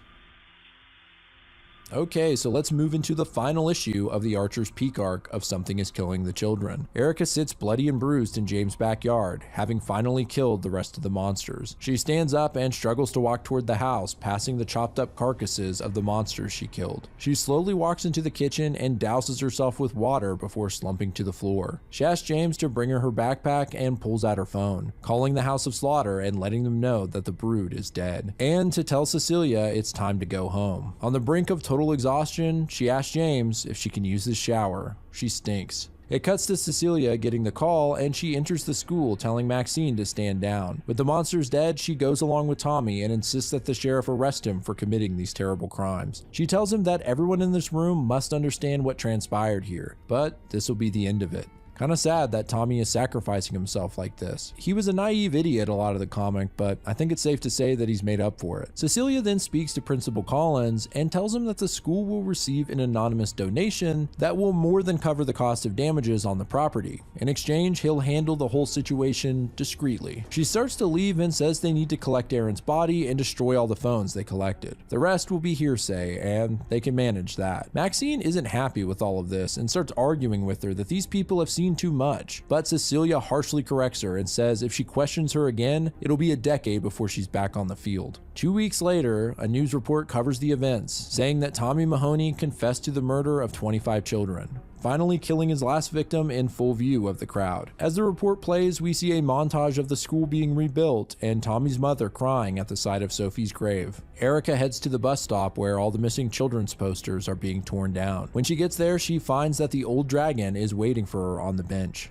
She sits down and they have a little chat. The dragon says he remembers when she was just a girl and she got so angry at the House of Slaughter that she walked halfway across Chicago to get on a bus to Disney World, but how Jessica found her and brought her back. There's that name again. It seems like Jessica was an important person to Erica. The old dragon asks if Erica remembers what Jessica told her, and she repeats it, that the order is old and stuck in its ways, but without it, children would die. There's a pause and the old man says he misses Jessica terribly. Erica looks pissed and reminds him that he sent her to her death. She says that he's not going to convince her to care less. But the old man says to the contrary, he wishes that half of the people at the House of Slaughter cared as much as her. As he eats some gummy worms, he says that all he wants is for her to show a little discipline. She could have ended this from the beginning. Erica lays out exactly what that would look like, by her killing Tommy in the cave, letting James bleed out from his gunshot, and using Bien as bait. Then she could have killed the little girl and burned all the children's corpses to hide the evidence before hopping on the next bus out of town. The problem is, then nobody would have had any closure.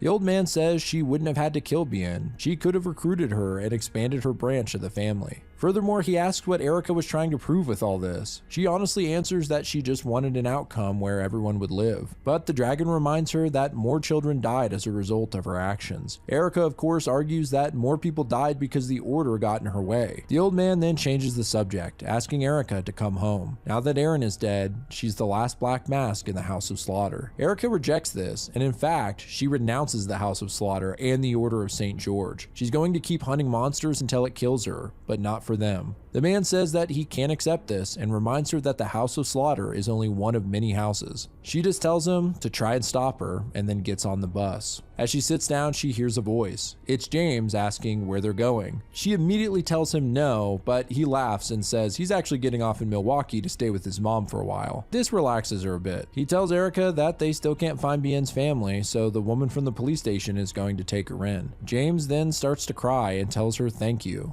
that he doesn't know what he would have done if all of this happened and there was nothing he could do. She gave him something he could do to help, and that meant the world. On the final page, James asks how far she's going this time, and she says she has no idea. The bus hits the highway, and we can see a sign saying, "Leaving Archer's Peak." A fitting end as this closes the Archer's Peak arc of Something is Killing the Children. This is a nice place to stop for now, but let me know if you want me to cover the next story arc, cause I'd love to keep going on this series. As I've said, I love the art style in this comic as well as the world building. I could look at these drawings all day. One big theme that I thought this arc really touched on is the balance between principle and utility. Erica cares a lot about the people whose lives are destroyed by the monsters. In principle, she can't bring herself to kill innocent people even if it might bring about a greater good. We can see the fruits of her actions by how she brought closure to James, who would have gone on to live a confused and shattered life. However, the House of Slaughter takes a more utilitarian or consequentialist approach. Their goal is to stop as many killings as possible at large, even if that means they need to do some terrible things to achieve it. It's the classic the ends justify the means, or you have to break a few eggs to make an omelet argument. And the thing is, they may be right. Their way of doing things might lead to overall less death, even if they would have to kill some innocent people to achieve it. It seems like there is probably a middle ground here, but it's hard not to sympathize with Erica's viewpoint. Is it okay to cause harm to people even if it meant saving lives? Maybe I'm taking this into an unnecessary philosophical view, but that's just what came to mind reading this one. Anyway, what did you guys think? Let me know in the comments below. Huge thanks again to War Thunder for sponsoring this video. Don't forget you can play War Thunder for free right now on PC, PlayStation, Xbox, or mobile. And if you're a new player or haven't logged in for 6 months on PC or consoles, you'll get that massive bonus pack with premium vehicles, 100,000 Silver Lions, and 7 days of premium. Use my link in the description or the pinned comment to claim it. Shout out to Kill Me Katie as always for the intro and outro music, which is likely playing right now. And if you want to see your art at the end of my videos, email me a submission to the address below with a name or social media handle. But I appreciate you guys watching at all. This is Grief speaking. Goodbye, friends. Wake up tomorrow just to feel guilty. After what happened, you're still barely talking. I close my eyes just to see what I'm missing. After tomorrow, you won't even.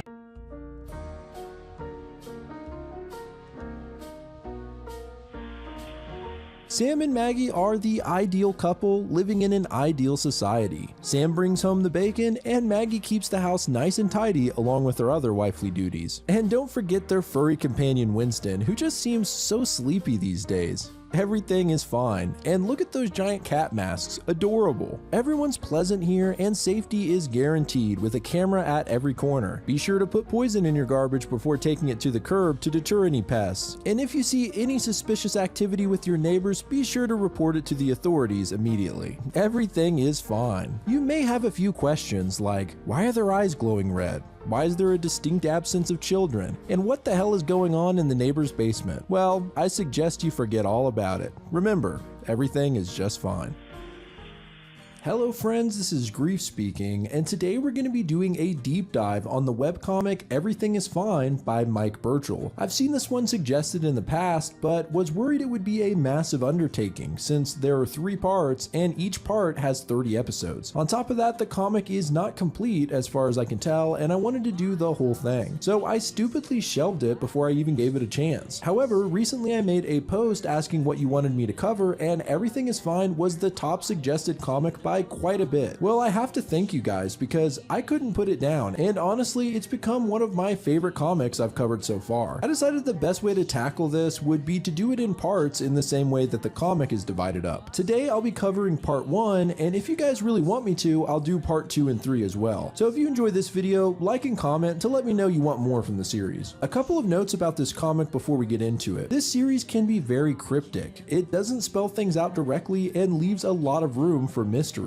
But when secrets and world-building lore are revealed, it is all the more satisfying. Honestly, I think the author uses what we don't know masterfully to keep the suspense high. So if you're a little confused at times, don't worry, there's some great payoff along the way. Secondly, this is the first comic I've covered from Webtoons, which has a unique format. The parts are called seasons and the chapters are called episodes. So that's why I'll use that language as we move through. Anyway, this intro is way too long, so let's get into the comic. This is Everything is Fine Explained, Part 1. So let's get into part 1, titled The New Forever. It begins with a man named Sam waking up on a beautiful day. He makes his way downstairs and finds his wife Maggie making some bacon, although it looks like she was daydreaming and burnt it to a crisp. Sam tells her he loves her and talks about how sweet she is. It's here we see Sam and Maggie's faces for the first time. Oddly enough, they seem to be covered in large cat masks. You know I love a good mask, but this just feels off. They have a lighthearted, stereotypical conversation about Sam's work. He's complaining about the grind, but says, I guess I have to play the game if I'm gonna get this promotion. Maggie questions this mentality, wondering if playing the game is really the best way. She says, you can play roulette all you want, but at the end of the day, who owns the casino? Obviously, she's hinting at something bigger than Sam's work, and after a brief pause, he simply answers in that 80s sitcom style, "Hun, you know I'm no gambler, you silly Billy." He leaves for work and stops just short of the door and looks back at his wife, telling her the cryptic words, "We need to forget." She tries to say more, but he harshly shuts her down and heads out. This initial conversation may be confusing, but trust me, this comic is well worth the subtle unraveling of its mysteries. Maggie decides it's time to feed their dog Winston. However, his food bowl is completely full. Either way, she dumps it out and refills it. She calls him to come eat, and we don't get a good look at him. He seems to be sleeping in his dog bed in the other room, unmoved by her voice. Maggie sits down to have a cup of coffee, and after looking at it, she sees what looks like a face appear, then immediately throws the cup on the ground, saying, "Whoops," as if this was an accident. Once again, she calls Winston to come lick it up, and he refuses to move. Actually, seeing a little more of his body, are those flies around him? She continues to call his name, and we finally get a good look at the poor pup and find he's dead. His corpse rotting and face eaten by maggots. And that's how the first episode ends. It's a stellar opening to the series in my opinion. Something is horribly wrong, but we don't know what. Only that it seems like this couple is forced to pretend that everything is fine. So let's move into episode 2, Swings and Roundabouts. Maggie sits at a park in the rain staring at some empty playground equipment. Nearby, another woman sits doing the same, and they exchange a glance. Then she gets a call from Sam, and it seems like he doesn't want her spending time there. Later, Maggie does some shopping. The store is in pristine order, with every aisle perfectly stocked and security cameras at every turn. Maggie reaches for a can of tuna, the only one that happens to have Japanese characters instead of English, something she spots as unusual. As she looks at it, a man approaches her from behind, scaring the crap out of her. Turns out to just be her neighbor from across the street, Charlie. He asks about the tuna can after getting a look at the unusual label, but Maggie redirects the conversation, not drawing any attention to it. She asks him if he's been doing okay since she hasn't seen him around lately. He just says goodbye and leaves abruptly. As he leaves, Maggie notices that his cart has a large amount of aluminum foil in it.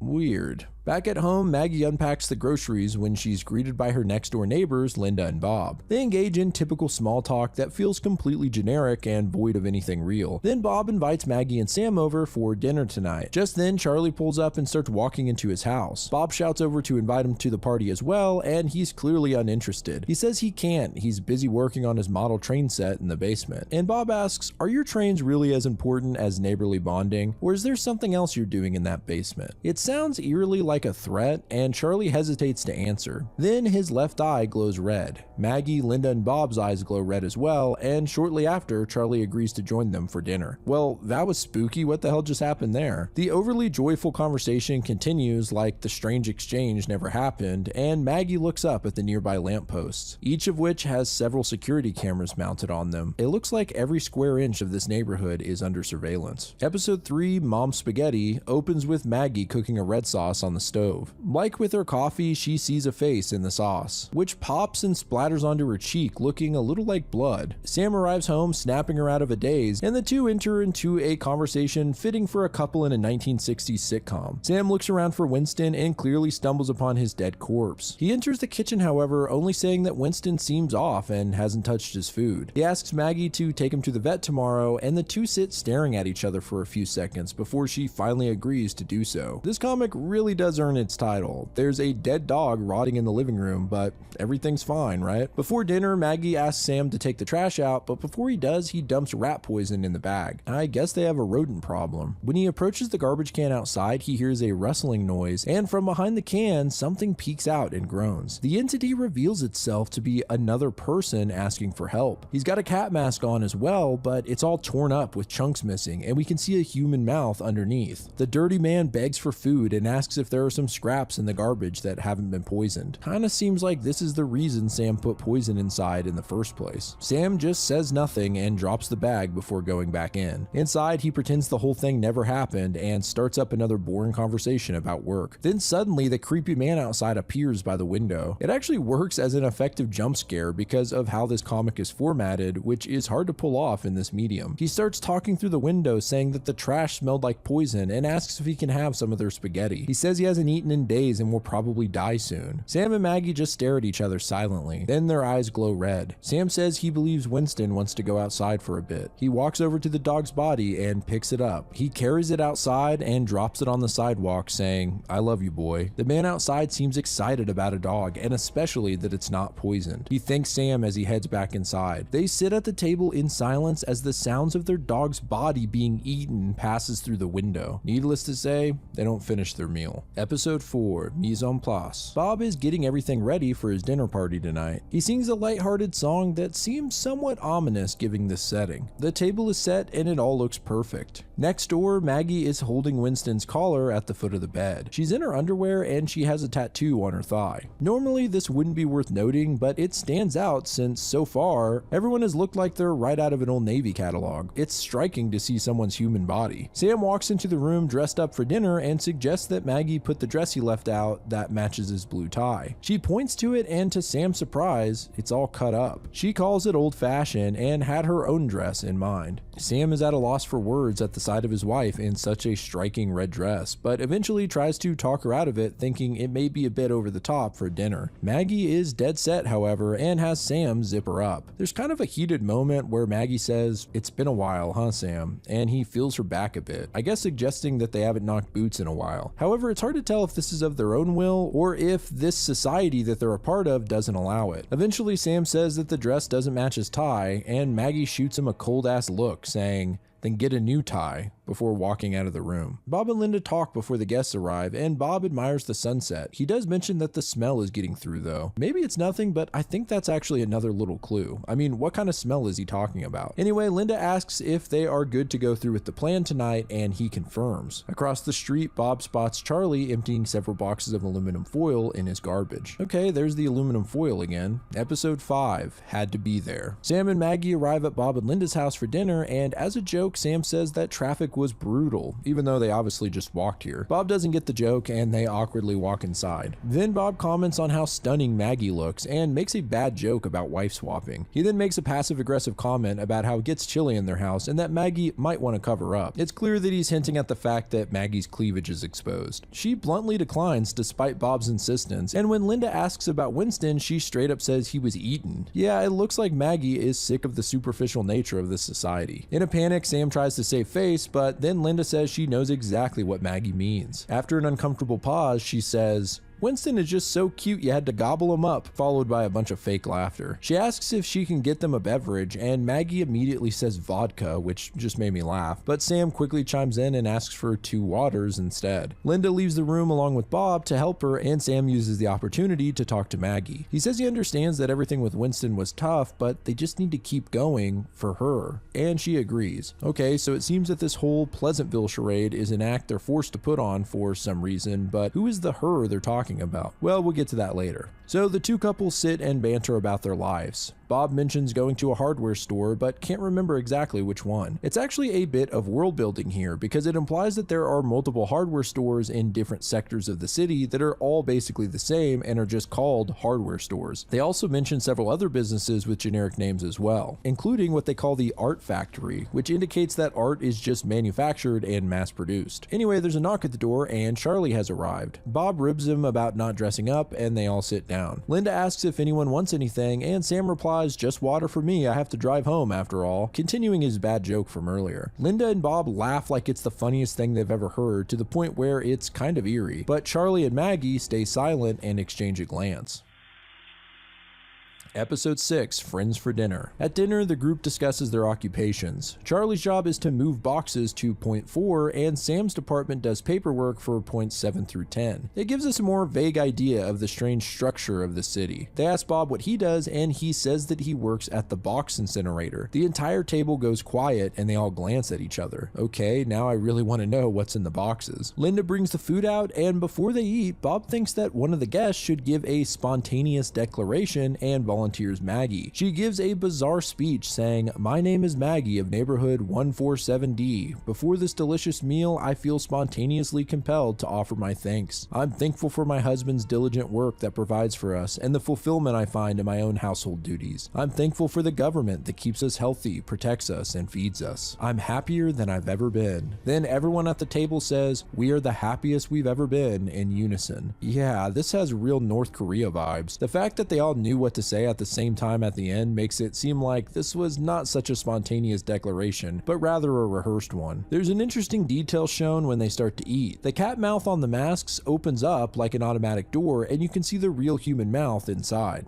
Pretty creepy. Linda then mentions a place called Lakeview, a little town up north that's supposed to be wonderful. It's right by a big lake surrounded by nature. Bob says they've been thinking of moving there. They talk about how only good folk get to go that are honest, friendly, and loyal. Bob says we all know how to show we're loyal, right? There's a tense moment and he continues. He mentions Barbara, who lives down the street, and how he caught her digging through their trash can the other day. Linda says they don't have anything to hide, but if Barbara were to call the police and it's her word against theirs, they would appreciate their neighbors backing them up. And of course, Bob and Linda would do the same for them. With all of them looking out for each other, it's more likely they can all go to Lakeview eventually. Bob and Linda finish by eerily asking the other three if they would join them. Episode 7, Peep Show. Charlie and Maggie exchange a look at each other, and then Sam pipes up saying that he and Maggie think it's a swell idea and that they're stronger as a group. Charlie reluctantly agrees as well, and Maggie excuses herself to the bathroom. She looks in the mirror and is hit with a red image of the swing set at the park, as well as the Winston scenario and the face she saw in the red sauce. In this image, the face begins to speak, saying, "We need to forget," and then she sees an eye pop up in the sauce, a human eye. After only seeing cat heads, the realistic eyeball is quite frightening. She snaps out of this vision with a knock on the bathroom door. It turns out it's Charlie, and he asks her a bizarre question. "Do you like trains?" Apparently she once mentioned to him that she used to help her father with his model trains when she was younger. He then asks her if she wants to see his train set, specifically his new model, a Flying Scotsman. Maggie says her and Sam would love to see it sometime. This seems to throw Charlie off, and he asks if he could talk to her in the bathroom for a moment. Once they're inside, he locks the door, and he asks if only she could come without Sam. He works nights, so she could come by in the day. She hesitates, but actually agrees. I'm not sure what's going on here, but it kind of seems like she's about to play with this dude's Flying Scotsman while her husband's at work, if you know what I mean. Behind them is a strange piece of art hanging on the wall with a small hole in it. On the other side, Linda is looking through, spying on them. Everyone heads out, and while saying goodbye, Bob mentions Lakeview again, hoping to see Sam and Maggie there. Linda ominously states that she thinks they'll all be there real soon. Episode 8, Echo Julia. The next day, Sam heads to work, and shortly after, Maggie heads over to Charlie's house. Inside, Charlie has no furniture, only a cardboard box with a TV on it and a foldable chair. It's pretty depressing, actually. Charlie quickly ushers Maggie toward the basement, but stops short of opening the door. He says that the basement, his trains, it's all a bit much. After she sees it, she may want to run away, but he asks her to trust him and let him explain once they're down there. She agrees, but as he opens the basement, his doorbell goes off. He reluctantly opens the front door and finds a police officer outside. It's kind of cute. He's got a mustache on his cat mask. The officer's very polite and asks if he can come inside. Charlie starts to decline, but then his left eye glows red and he says, "Of course, officer, come right in." The officer's name is Tom, and he continues the polite conversation inside with Maggie. Tom asks if there's anyone else inside the house and says he needs to have a little chat with Charlie. Charlie agrees, but says that Maggie was just leaving. However, Officer Tom tells her to stay. He asks Charlie a very important question he wants the answer to. What's in the basement? Episode 9, An Iron Voice. Charlie tells him he just keeps his model trains in the basement, and Tom asks to have a look. Charlie says that Maggie had nothing to do with this and asks if she can leave. The officer says she needs to stay because he wants her to see this. But if Charlie does anything crazy, it'll affect her too. Maggie tries to say that Charlie is a good man, and Tom cuts her off like a dick, saying, "I'm sorry, ma'am, did I ask you to speak?" Alright, I hate this guy. Tom goes to take a look in the basement, and Charlie Charlie apologizes for getting her involved. He says when this is over, forget all of it, don't be like me. Tom reemerges from the basement and asks Maggie if she knows what's down there. She replies honestly that she has no idea, and Tom says good, let's keep it that way. Charlie begins to beg the officer not to do this, but Tom says this is just the way things are. He then declares, Charlie Harris of Residence 398 in neighborhood 147D, the state finds you guilty of conspiracy to undermine the optimal functions of society. Maggie is shocked and tries to defend Charlie once more, but Tom shuts her down again, giving her a final warning, or else she'll be found guilty as well. He continues with Charlie, saying, effective immediately, he's designated red status. He must vacate his home and may not speak to or interact with any other citizens. Charlie tries to convince Tom not to follow through with this and begs him to stop, saying they can just act it out instead. Then he says, her name is Charlotte, Tom.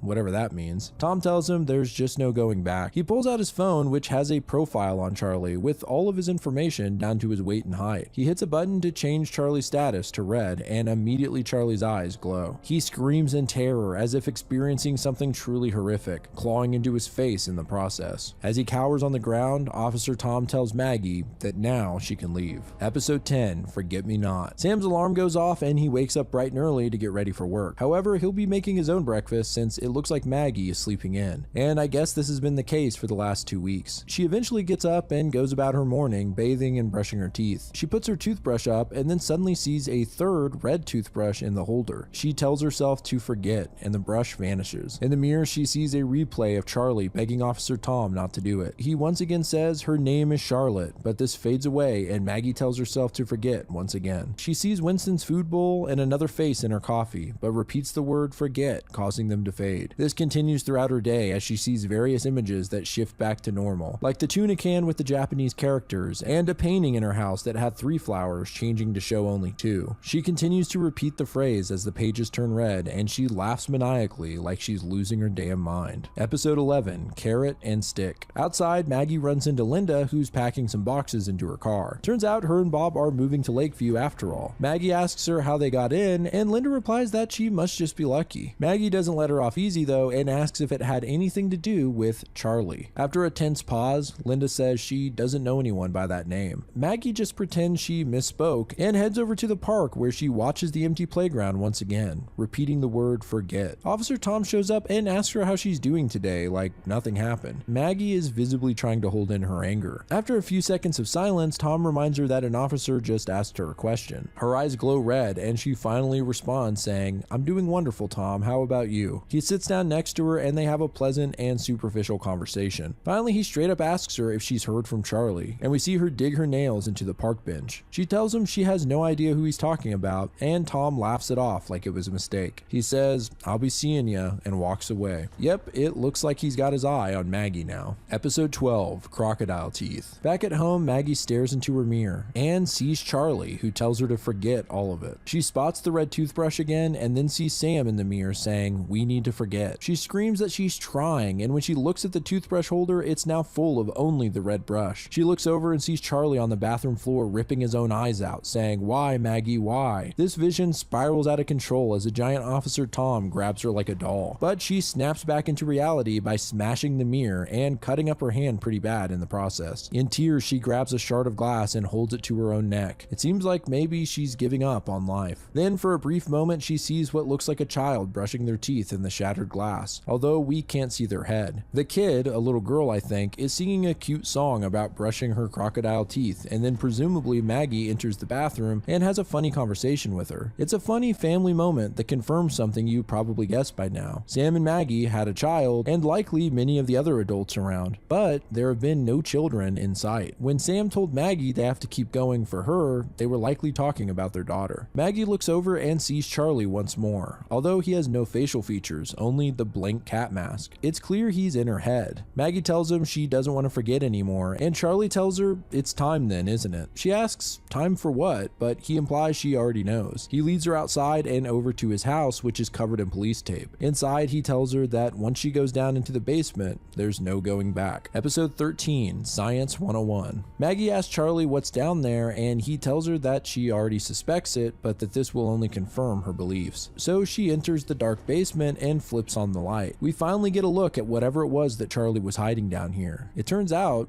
to be nothing. At least it looks that way. It's a pretty normal basement with a washer and dryer as well as storage shelves. After looking around, Maggie finds a box labeled trains and takes a look inside, but still doesn't find anything unusual. She looks around the basement once more and finally spots something behind the dryer, a small piece of foil left on the wall. Maggie says that this can't be all that's down here. Then she finds a box for the Flying Scotsman, the train Charlie wanted to show her. Inside, there's a drawing by a child named Charlotte that shows the girl and her father and what appears to be her mother up in heaven. This must be the girl Charlie mentioned and likely his daughter. It also implies that his wife died at some point and that's why he lives alone. She also finds a textbook labeled Science 101 with a dog-eared page. The page is about a Faraday cage, an enclosure used to block electromagnetic fields from entering and affecting the contents. It goes on to explain that you can make a Faraday cage simply using aluminum foil. Across the page, in bold red letters, Charlie has written the words, "It works."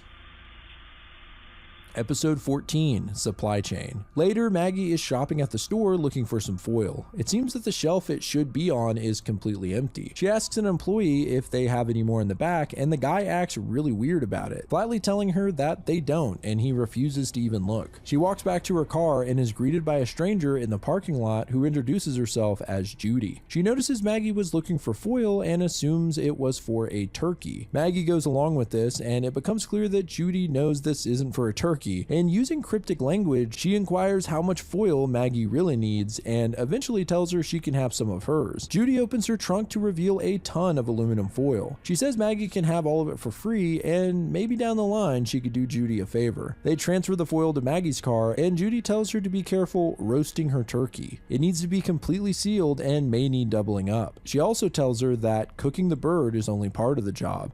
You have to be prepared to carve it up. Episode 15, Try It at Home. Maggie arrives home with all the foil and Sam asks her why she needs so much. She tells him it's a housewife secret. She asks him to help her bring it into the basement and he seems a little suspicious but goes along with it anyway. Next door, Linda is watching through the window and tells her husband that it seems Maggie has picked up a new hobby, model trains, and says she's going to make a call. Bob asks if she's sure since they're already going to Lakeview after all, but Linda insists. 1 week later, Sam is putting up a painting with a hammer and nails. He spots Maggie coming out of the basement and questions why she spent so much time down there lately. She says that she's doing laundry, just part of her wifely duties. He attempts to go down into the basement to look for his lucky socks and she quickly stops him. This leads to a heated back and forth until suddenly the doorbell rings. Sam answers it and finds none other than Officer Tom at his door. Episode 16, Animals Are Free. You know this chapter is going to get wild because there's a warning at the top for disturbing content and imagery. Tom asks to come inside and Sam kindly obliges. Maggie and Tom exchange cold pleasantries, then he asks if he can check the basement. Sam says of course and offers him the grand tour, if it's okay with Maggie. She says of course, go right ahead, so Sam and Tom open the basement door. They pass by the hammer and nails that are still sitting nearby, and Sam asks if there's any particular reason he needs to take a look down here. Tom says he's just curious, and as they make their way down the stairs, we can see Maggie enter the doorway behind them. Even more unsettling, we see that the hammer is missing. Sam fumbles for the light switch and finally turns it on, revealing that the basement has been covered top to bottom in foil, making it a large Faraday cage. This explains what Maggie was doing down here all week. Sam is confused, legitimately not knowing what's going on. Up the stairs, the basement door slams shut and Maggie stands at the top looking down at them and clutching the hammer. Tom tells her she needs to think very carefully, but before he can even finish the sentence, Maggie slams the hammer into the side of his head. Truly one of the most shocking moments in this entire comic. Blood, along with a strange green liquid, cover the hammer and splatter the walls as it sprays out of the side of Tom's head. His body lay in shock on the floor, mumbling when Maggie addresses him. She says, "I want you to know, Tom, even through that mask I saw it on your face. We're all in the same boat here, but that doesn't mean we have to enjoy it like you do." Tom stutters that they really are the same. He says their names are Peter and Davy, likely the names of his own children. Maggie raises the hammer coldly and says their names were Charlotte and Charlie. Tom tries to beg her to stop, saying they can go back, but she says, "I'm sorry, Tom, there is no going back." The following pages are in red as Maggie brutally smashes Tom's head in with the hammer over and over. Sam stands in horror as she commits the act, blood splashing onto his face. Maggie kneels over Tom's body with green goo and blood covering most of her face, and simply says to her husband,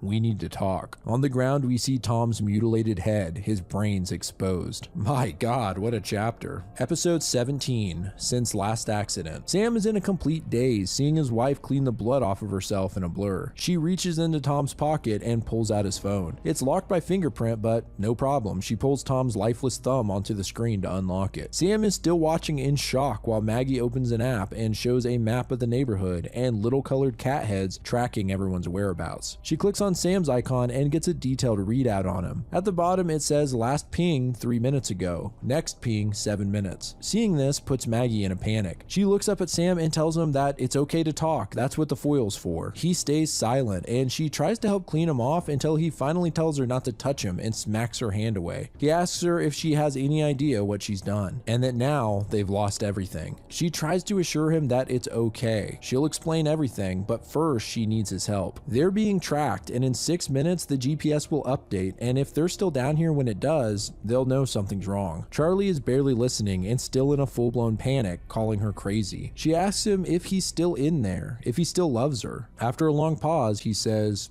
of course he does. Then she recounts when Sam proposed to her, how he had the whole thing planned outside and told her he couldn't tell her why, and it sounds like the worst idea in the world, but you have to take my hand and come outside. You just have to trust me. Maggie is now asking him the same thing, to trust her. In a couple of minutes, the GPS will update and they'll see Tom is missing. But if he can help her stop that, they may find a way forward, and maybe they can save her. Sam finally agrees to trust her, and they realize their first order of business is to move Tom's body. Episode 18, Funny How. Sam and Maggie move Tom's body upstairs, and Maggie reminds him not to speak until they get back into the basement. Getting a better look at Tom's busted up body in the light, Sam can't help but throw up. The GPS pings and they head back downstairs. Once in the basement, Maggie tells him it's okay to speak. You could even curse if you want, although she finds it really fudging difficult to do so. She chuckles, and this just sets Sam off. He talks about how hard he's worked to keep this all together and how she's ruined any chance they had of getting her back. Maggie doesn't believe there's really a chance that would ever happen, even if they played along with this sick game. Sam asks her what the point of all of this was, and Maggie says that whoever's running this whole thing can't be trusted, and after she found out about the foil, they could talk and come up with a plan, or at the very least, she could hear his real voice. She's lost track of the last time they've had a real conversation, but thinks it must have been 3 or 4 years ago. Maggie sets a timer for the next ping, and Sam collapses to the ground in exhaustion, saying he just wants all of this to be over and that he misses her so much. Maggie sits down to him for a few moments, and finally Sam breaks the silence, saying it's been 3 years, 1 month, and 15 days since they last truly spoke. I guess he'd been counting. He also tells her he's all ears. What's the plan? Maggie says he's not gonna like it, but to hear her out. We then cut to a knock on the door. The neighbor Bob opens it up to find what appears to be Officer Tom standing at his door. Episode 19, Protect and Serve. So I'll just tell you right now, this episode will seem very confusing, but just hold on till the following chapter because it ends up being one of my favorites. So it seems Maggie's plan involved Sam impersonating Officer Tom. He asks to come in and have a look around, and Bob seems suspicious but lets him in. He offers him a glass of water since it seems like the officer has a frog in his throat, likely due to Sam changing his voice. He says he needs to look down and back. Bob is still a little confused, as are we, but assumes he means the basement and kitchen. Sam asks if he can have any whiskey, and Bob politely offers him wine instead. As he prepares some, Sam inspects the kitchen sink, and we hear a small clicking noise. When Bob comes back with the wine, Sam just ignores it and heads towards the basement. Bob offers to give him a tour, but Sam shouts, "No, stay back, only me." He goes downstairs, slamming the door behind him, and makes quite a ruckus downstairs before coming back up. Then he just walks out the back door, not saying a word to Bob. Before Bob can think about what the hell just happened, there's a knock at the front door. It's Maggie, and she's in a tizzy. She tells him that Winston has gone missing and asks if he's seen him. Bob assures her it's probably fine and offers to go help her look. Just then, a loud thud sounds nearby. Bob thinks maybe it was Winston, and Maggie says she'll go look, now refusing Bob's help. Bob can tell something is up, and when he gets back inside, calls the authorities. He starts to report what happened when interrupted by whoever's on the line. He simply says,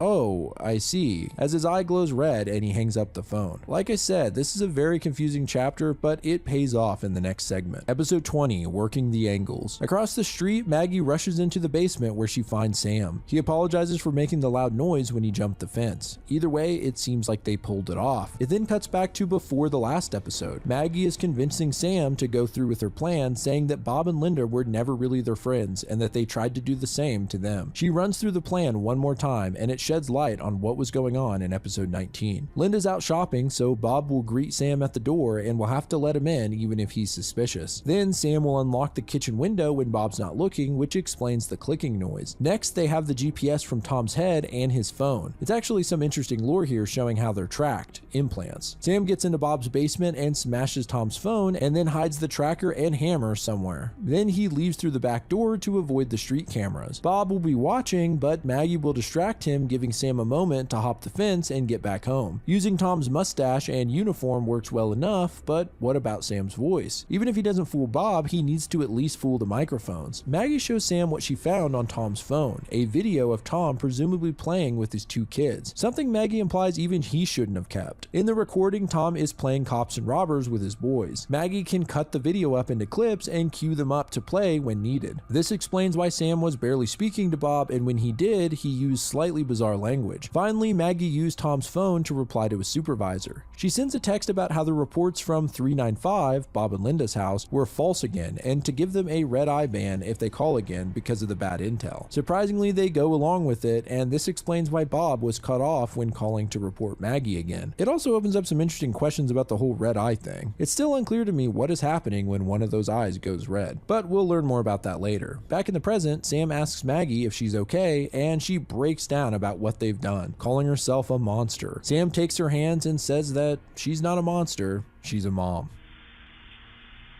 Episode 21, One More Time. Sam manages to calm his wife down and they decide they should probably go back upstairs. Maggie says that if things go wrong, and let's face it, they probably will, this may be the last time they have together. After a moment, Sam simply asks her, big or little? She replies little, and we see what they were talking about. They just wanted to cuddle one last time, Maggie being the little spoon. Oh, come on, that's just cute. Next door, Bob explains what happened to Linda, and their eyes glow red. Linda asks Bob to help her find some tape to pack for Lakeview, and they go into the closet. Turns out that their closet is actually a Faraday cage lined with aluminum foil. Here, Bob can tell her all the details of what happened without the facade. He says that it may sound crazy, but he thinks maybe the officer was actually Sam dressed up. He thinks maybe Sam and Maggie murdered Officer Tom. Episode 22, Every Unhappy Family. After Bob pitches this theory, Linda just looks at him dumbfounded and then calls him an idiot. She mocks his idea and makes him feel stupid for coming up with it, which is hilarious because he's so dead on. Linda calls Sam and Maggie the two most spineless dipshits around. Of course they'd never have the balls to kill a cop. By the way, this is the first curse word in the series, and it actually probably indicates that Linda and Bob have had the Faraday closet for a while to be comfortable cursing like that. Anyway, Linda thinks they should leave early in the morning to Lakeview before anything goes down. Bob suggests leaving tonight, and Linda viciously mocks him again, since this would make them look guilty. He apologizes, and she says, "It's okay, hun. This stuff just isn't in your nature." This scene really makes you hate Linda if you didn't already. The next morning, Sam brings Maggie a cup of coffee, although he refers to it as caffeine, saying he misses real beans. They remember a cute instance when their daughter brought Maggie a cup of mud and said it was coffee, which she accidentally drank. But reality sinks back in, and Sam says that maybe they'll actually pull this off. He asks Maggie why she didn't tell him about the foil to begin with, and she admits she wasn't sure if she could trust him after all these years. He apologizes for letting himself get comfortable with the hellish facade they're forced to put on, and for treating Maggie poorly in the process. They both say "I love you" and then move on to the next order of business, Tom's body, which has been wrapped and taped up. Episode 23, One Body Problem. Late into the night, a woman named Laura makes a call to a police officer named Greg, asking if he's heard from Tom. It seems Laura is Tom's wife, and he hasn't come home yet. Greg assures her that he'll see what's going on with Tom and that he's probably fine.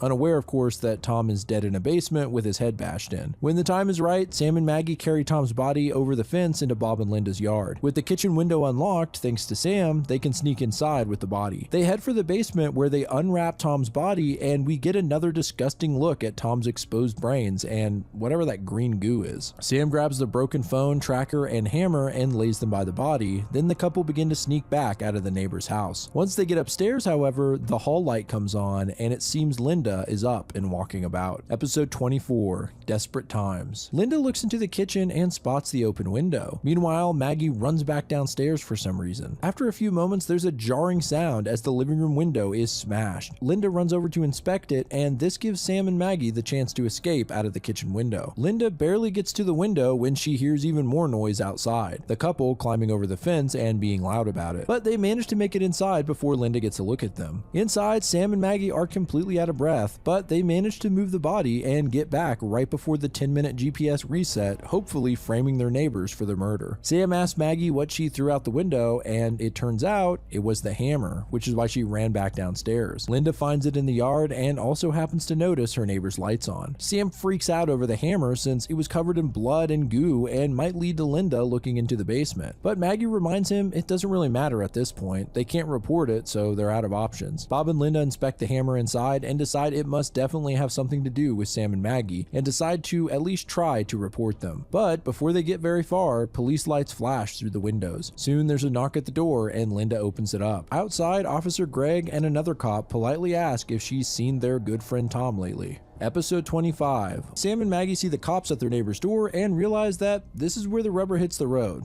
They tell each other "I love you" and prepare to face the music. Shortly after, the second cop, Pete, knocks on their door and asks to come inside. Sam and Maggie put on a polite front. Turns out that Maggie actually called the police saying that she was woken up by a smashing sound next door and that there was a commotion. Officer Pete asks who was involved, and Maggie playfully says it was probably just a lover's spat. We've all been there. Pete thanks them for bringing it to their attention, but follows by asking to see their basement. Sam shows him downstairs and we can see Maggie standing in the doorway. Very reminiscent of when Tom walked down not so long ago. Before we see what happens, it jumps back to Officer Greg, who's asking Linda a few questions. Linda says she never met an Officer Tom when Bob barges in front of her and explains everything, showing him the hammer in a panic. He can't contain himself and eventually straight up tells Greg that he thinks the neighbors murdered his colleague Tom. The cop seems puzzled and Bob just starts rambling on about how he thinks it was Sam dressed as Tom who came over and that it's all a conspiracy. The officer says it's an interesting story, especially the fact that 1, Linda just said she never met Tom, and 2, he never mentioned anything about murder, making Bob seem guilty as hell. Greg then asks to see their basement. Speaking of which, back at Sam and Maggie's, the officer looks over their basement and doesn't find a thing. All of the aluminum foil has been removed. However, he has Sam and Maggie come with him to help straighten this whole thing out. Next door, Greg has just stumbled upon Tom's corpse in the basement and is disgusted at the sight of it. Bob and Linda are in a full freakout, saying over and over that it wasn't them. Poor bastards. Greg ignores them and says that they are found guilty of murder and that effective immediately, they are designated red status. Episode 26, No Going Back. Officer Pete shows up with Sam and Maggie and Greg tells him to stay up there. He's not going to want to see Tom like this. Linda says that Sam and Maggie were behind it and Maggie plays dumb, acting like she doesn't know what's wrong. Greg tells Pete what's happened and wonders what Tom found that would make Bob and Linda do this. Bob once again starts rambling about his conspiracy that Sam dressed as Tom and came over here, but Sam and Maggie ask why would he tell such awful lies. On top of that, the story sounds completely bogus. Suddenly, Linda appears from the kitchen holding a knife. Bob and the police try to calm her down and talk to her, but she realizes now that they're red status that there's no talking it through. She runs up to stab Maggie, but right before she can, Officer Pete hits her with a taser, dropping her to the ground. On her knees, she tells the other couple she hopes they're proud of themselves. They could have let them go. Officer Greg then officially changes them to red on his phone, causing their eyes to glow. In their eyes, we see a vision, all in red and white. There are 2 children standing at the top of a tall building calling for them. The oldest child says, "We don't know if you can hear near us, but just know it's okay. You didn't do anything wrong. We then see the children start to step off the building. They say that they are actually lucky and that this is the most important part. We can see their white silhouettes falling rapidly from the extremely tall building. The kid continues saying, "We love you, Dad. You're our hero. Mom, I'm scared, but I'll be brave for him. Love you, Mom." Then 2 loud thuds. It zooms back out from Linda's eye as she screams in pure terror. As Bob and Linda stay on the ground mentally broken, Officer Greg says, "Okay, folks, now you can leave." Man, this was one insane episode. It did show a little more into what's happening when someone is turned red status. It seems their children, wherever they are being kept, are killed and they're forced to watch. Maybe when their eyes glow at other times, it's showing them similar imagery of their children, which is used as a tool to keep everyone in line. I'm not entirely sure, but I'm intrigued to find out more. Episode 27, Heat Death. The cops bring Sam and Maggie outside, but right before they do, Linda and Maggie exchange a cold glance. Greg tells them it was pretty brutal stuff in there and he's sorry they had to see it. Maggie asks what'll happen to Bob and Linda, and the officer just responds, "What will happen to who?" Just like with Charlie, it seems the protocol is to forget that red status people ever existed. It's strange to me that they don't appear to kill them though. They basically just break their will to continue, and I'm assuming force them out into the street or something, which might explain the guy that ate Winston. So the question then is, what happened to Charlie? Anyway, Greg tells the couple how lucky they are. Now that Bob and Linda are out of the picture, a spot opened up at Lakeview and he's taking them there tonight. They get their bags packed and they take Tom's car since,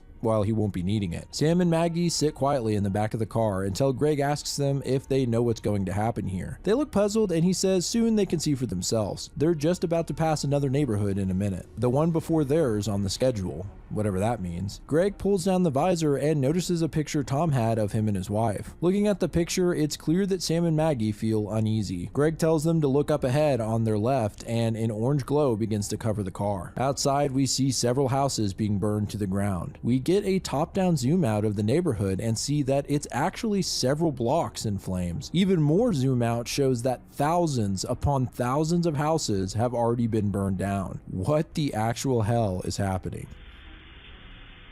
Episode 28, Pleasure to Burn. This episode starts elsewhere at a box factory. Box Factory 118192 to be exact. A woman approaches it, and I think it may be Judy, the lady who helped Maggie get all that aluminum foil. I'm not 100% sure, but she does look the same. For instance, they both have cat heads. I'm just kidding, but the outfit is the same. Inside, boxes are being shot out into a huge pile, and nearby is a table with some left behind food scraps. In the center of the building is a large incinerator and a conveyor belt. At the end, a figure stands on the conveyor, being slowly pulled into the flames. Judy tries to talk the man down, telling him that they would want him to fight, probably referencing his children. She asks how he's gonna face them if he goes out like a coward. The man says, "I was throwing all that stuff in the river when I got back to the car and the book was on the seat." I really don't know what this guy's talking about, but I'm sure we'll find out soon. Judy starts the conveyor belt again and then climbs on it. She tells him to take the road north and when he hits the woods to look for a rusty ice cream truck. As she almost goes into the incinerator, she says, "There's no point saying sorry, just tell them I went down for the cause." But at the last second, the man grabs her and pulls them both off. On his knees, he says,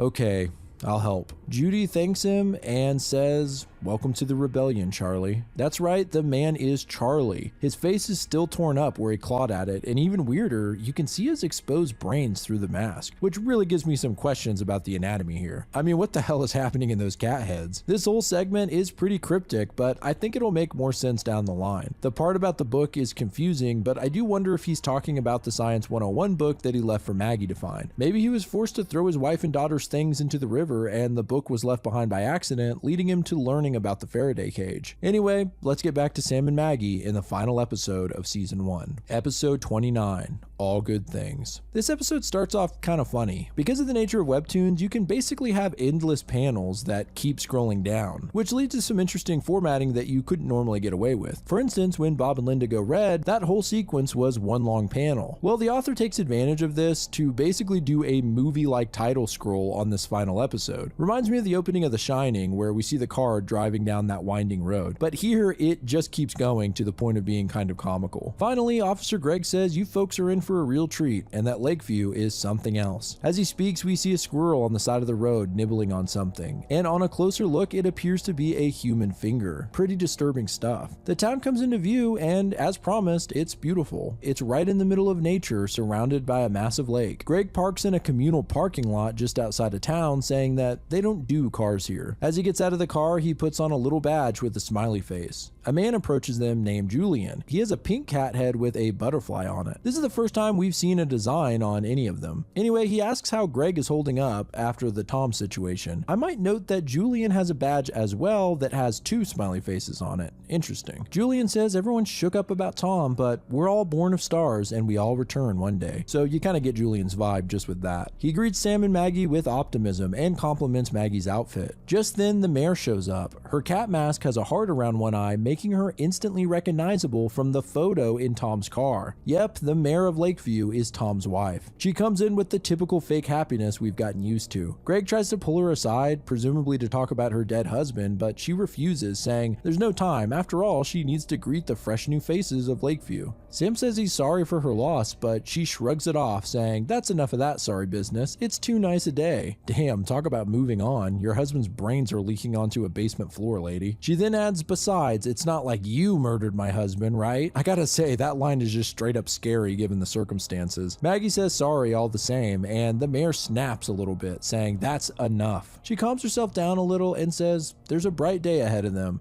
The sun is shining, the birds are singing, and today, like every day, everything is fine. Here's where I would typically do a little section talking about theories and what's going on, but as I said, this is only season 1, so many of the questions we have will be answered in the following seasons. We can, however, recap what we know for sure from part 1. The cat masks seem to be forced on surgically. No one even tries to remove them, even people who are red status, and judging by Tom and Charlie's exposed brains, it seems like the full anatomical structure is changed. Now we know that the red eyes are actually a way to control the citizens by showing them glimpses of their captured children, and when they're found guilty of a crime, the kids are killed off. It's unclear exactly how long this dystopia has been in place, but the conversation between Sam and Maggie implies that it started 3 or 4 years ago. There's still so many big questions, mainly who's in charge of this strange Orwellian society and what's their end goal. All I know is I'm excited to find out. As I said, if you guys like this video and want to see more of Everything is Fine, let me know in the comments. Shout out to Kill Me Katie as always for the intro and outro music, which is likely playing right now. And thanks to everyone who checked out the Limerence Kickstarter and trailer. If you missed me talking about it, it's a very cool semi-animated album film that these guys are making, and I really want to see it complete, so go check out the trailer, I'll link it below. If you want to see your art at the end of my videos, email me with a social media handle or name at the address below. Finally, big thank you to my patrons for supporting the channel. If you want your name displayed at the end of every video like these fine people, consider joining my Patreon. But I appreciate you guys watching at all. This is Grief speaking. Goodbye, friends. From thinking about all that she said, and I'll just look past that. You busted your kneecaps, got to be friendly, no, just got to hold back. And I felt the notion to kill your delusion.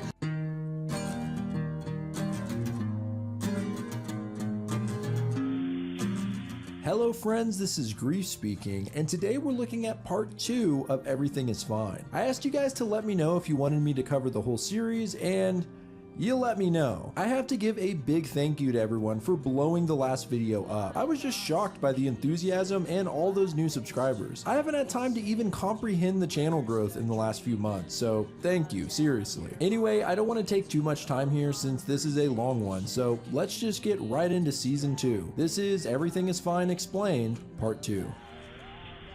So let's kick it off with episode 30, Welcome to Lakeview. A man sits upon a stone wall with a cigarette when he's approached by a woman in a red dress. She tries to bum a cigarette off him, but he says this is his last, so they decide to share it along with the conversation. It appears to be close to midnight on New Year's Eve, and the two people vaguely know each other, only meeting one other time. They recount how awkward the man was when they first met and how he was obsessed with astronomy, but he gave it up to do accounting since there was more money there. The woman says that he shouldn't give up on his dreams. Her dream is to open a restaurant one day and name it Setsuko after her mother. The man says his real dream is to be a dad. He's obviously embarrassed about this, but she reassures him that it's not a dumb dream and is actually really sweet. If you hadn't guessed it yet, the two properly introduce themselves to each other as Sam and Maggie. And as the clock strikes midnight, Maggie pulls Sam in for a kiss. It's a little odd even in silhouette to see them without their cat heads. They wish each other a happy new year, but then spot something strange. A little girl with a cat mask mask standing by the park. Suddenly, Sam and Maggie are sporting their cat masks as well. Sam tells her to look at their girl, and the child catches fire. Maggie cries out her name, Sarah. This is actually the first time I think we've heard it. Sam assures Maggie that everything's gonna be okay. Fire then covers his body, and we see his skeleton through his melted mask as he says,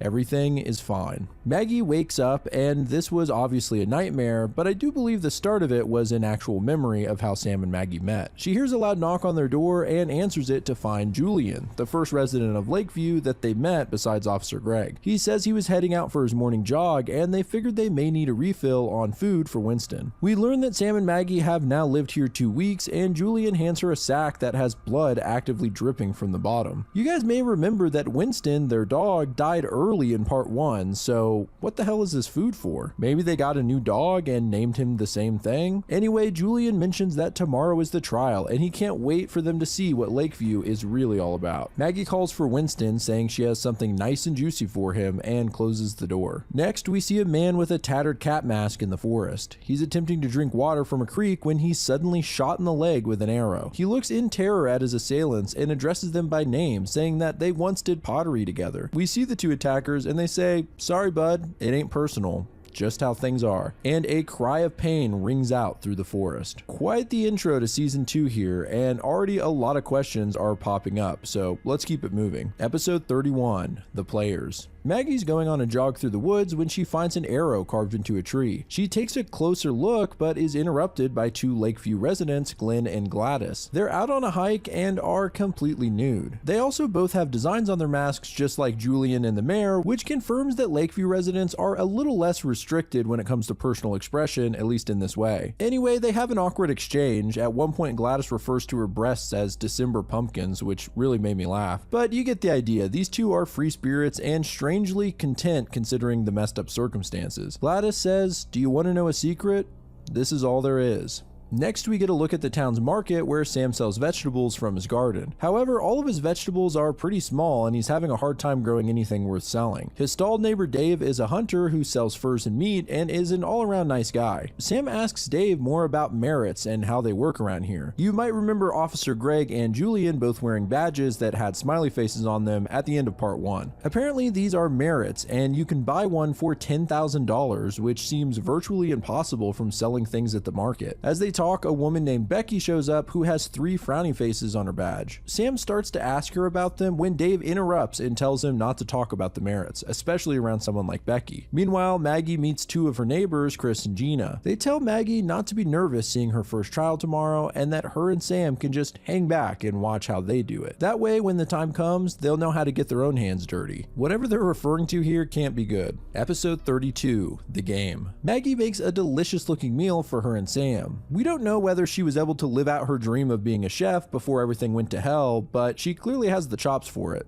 No pun intended. They recap their days to each other, and then Sam suggests after dinner that they have a drink on the boat. Out back on the lake, they have their own small yacht, and once inside, they talk a little more freely. Apparently, the boats seem to be completely sealed off, similar to the aluminum-covered basement from season 1. It's unclear exactly why, but they just feel less like they're being watched in here. They start off by discussing Bob and Linda, but quickly realize they should probably just move on from that. They try to think of what their next move is. The first 2 weeks were just about survival, but now they need to figure out how to save their daughter. The first thing is to try to learn more about how Lakeview works, especially the merits and the trial. Apparently the town calls them smileys and frownies, and the couple acknowledges how silly the whole thing is. If you get 3 smileys, something good happens at the trial, and if you get 3 frownies, something bad happens, but they don't know exactly what. Sam says he doesn't want to hurt anyone again or be hurt, and Maggie reassures him that as long as they stick together and watch each other's back, no one can mess with them. Outside the boat near their house, we can see an ominous figure looming with a hammer in their hand. Episode 33, The Play. On a lamppost in the center of town, we see a poster of a red fist and the words "Rise Up." Underneath it, it says "Meet at Sam and Maggie's house." Okay. Next thing you know, Officer Greg is paying them a visit. He hands Maggie the poster and she truthfully says she has no idea what it is. Greg informs her that they are spread all over town. Sam joins them and starts to say that someone must be framing them when Becky shows up wanting to report Sam and Maggie, accusing them of being being the leaders of the rebellion. It's a ridiculous attempt at framing someone, and there's a beat where they just stare at her. Greg says that it doesn't make much sense based on the posters and would need more evidence. Sure enough, Becky leads them into Sam and Maggie's back garden where a hammer and nails lay in the dirt along with a stack of posters. The couple points out how absurd this whole thing is. Why would they leave this stuff out in the garden? Surprisingly, Officer Greg actually goes along with it. I guess in Lakeview, it's guilty until proven innocent. Greg says the investigation is concluded and takes off one of Becky's frownies for reporting them. For a moment, it looks like Sam and Maggie are about to be designated red status. Instead, he gives them each a frownie for the crime. He literally boops the frownie stickers onto their faces and tells them to just stick them on their badges later. They question how this whole merit system works anyway, and Greg says they'll find out soon enough at the trial. Nearby, Chris and Gina watch them and give each other a nod. Episode 34, The Rules. In the center of Lakeview, Julian takes the stage to greet the crowd. He thanks them for attending what is this town's most sacred duty and shared responsibility. Sam and Maggie run into Chris and Gina in the crowd. They invite Sam and Maggie to have drinks on their boat afterwards and say they have a surprise for them. Julian then introduces who he calls the architect of this beautiful system, the mayor of Lakeview, Laura, who is met with a large round of applause. She then welcomes to the stage today's trial participants. The candidates for going up are a couple, Sophie and Kate, and a guy named Jared, all of which have gotten 3 smileys. Next, the candidates for going down are Tyler and Jane, a couple that have blood smears all over them, and another couple, Keith and Marie. The mayor gives her deepest appreciation and sympathies to them, saying that their role today is an essential part of our way of life. She goes on to start a vote for which candidate will be sent up. Apparently everyone can vote using their phones like it's American Idol or something. With 71% of the vote, the couple Sophie and Kate win and they break out in tears, saying they'll get to see their babies again. I guess if you win the vote, you are sent off to a place called Hillside where you'll be able to reunite with your children. The mayor then asks the crowd to start their vote on who will be sent down, aka red status. Out of the crowd, Gina shouts that before the vote, she has something to present. She shows off one of the Rise Up posters that were put around town and points out that Sam and Maggie clearly aren't responsible and that furthermore, they have evidence proving that Becky did it. Episode 35, The Losers. Chris and Gina pull out Becky's notebook and point out her doodles, which look identical to the drawings on the poster. After seeing the hard evidence, Greg gives Becky a demerit. She starts to panic, begging the crowd not to vote for her and telling Sam and Maggie she was just messing around. Sam actually looks a little guilty, but Maggie interrupts him saying, "This isn't up to us," and moving Becky away from them. Well, without any more dramatic interruptions, the crowd begins to vote between Tyler and Jane, Keith and Marie, and Becky. In case you're wondering, couples count as one in Lakeview, but we'll touch more on that later. Mayor Laura gets the results and simply says, "I'm sorry, Becky," before hitting a button on her phone and designating Becky red status. As usual, the comic turns red and white as Becky screams in terror over her boys who are apparently being killed off elsewhere. The mayor continues, saying that they're about to move on to the next part of the trial and tells Becky she can leave for her head start, giving everyone else 20 minutes to prepare before the hunt begins. Episode 36, The Prize. The townsfolk are now spread out a bit preparing for the hunt. Sam is holding one of the small harpoon guns we saw used during the last hunt. Chris and Gina show up surprisingly cheerful. They tell Sam and Maggie that they can always hang back here and that the hunting isn't mandatory, but they can tag along to see how it's done. Nearby, Becky is on her knees at the edge of the forest, dead quiet. Gina tells them that this is actually pretty common. The hunted are in shock usually before finally snapping out of it. Right on cue, Becky gets up and runs into the woods. Some people just sit there the whole time and the townsfolk do a random draw to see who gets the kill. Chris explains that it's pretty obvious there's no way to make enough money to buy a smiley, so there's really only 2 ways to get them: to report other townsfolk for crimes or to get the kill during the hunt and bring back their head. The couple head off, leaving Sam and Maggie to talk about it. Maggie says she feels stupid. She convinced herself things might actually be better here, but it looks like they still need to find another way. She refuses to hunt anyone, but Sam seems to seriously consider it. Getting smileys means getting closer to seeing their daughter. He also brings up what Maggie did to Tom. She gets defensive and says that it was something she had to do. Sam understands that and thinks maybe this is just another thing that they have to do. Maggie asks, "So what, you're a killer now?" And he says that he'll do whatever it takes. Just then, the hunt begins. Chris and Gina call over and Sam just says bye to Maggie, leaving her alone while he joins the hunt. Gladys, the nudist hippie lady we saw earlier, spots Maggie and has a chat with her. We learn that Glenn and Gladys never join in on the hunt. Maggie notices how close they are to being put on trial and Gladys simply says it doesn't matter. this is all there is. The only thing left is to live free. After a while, the hunt ends, and out of the woods walks Sam with blood splattered across his face and clothes. Behind him walks out Chris and Gina, who are holding Becky's severed head, earning them both a smiley. Gina calls out to Maggie, showing off the head and saying that Sam did great. They'll talk all about it when they share that drink tonight.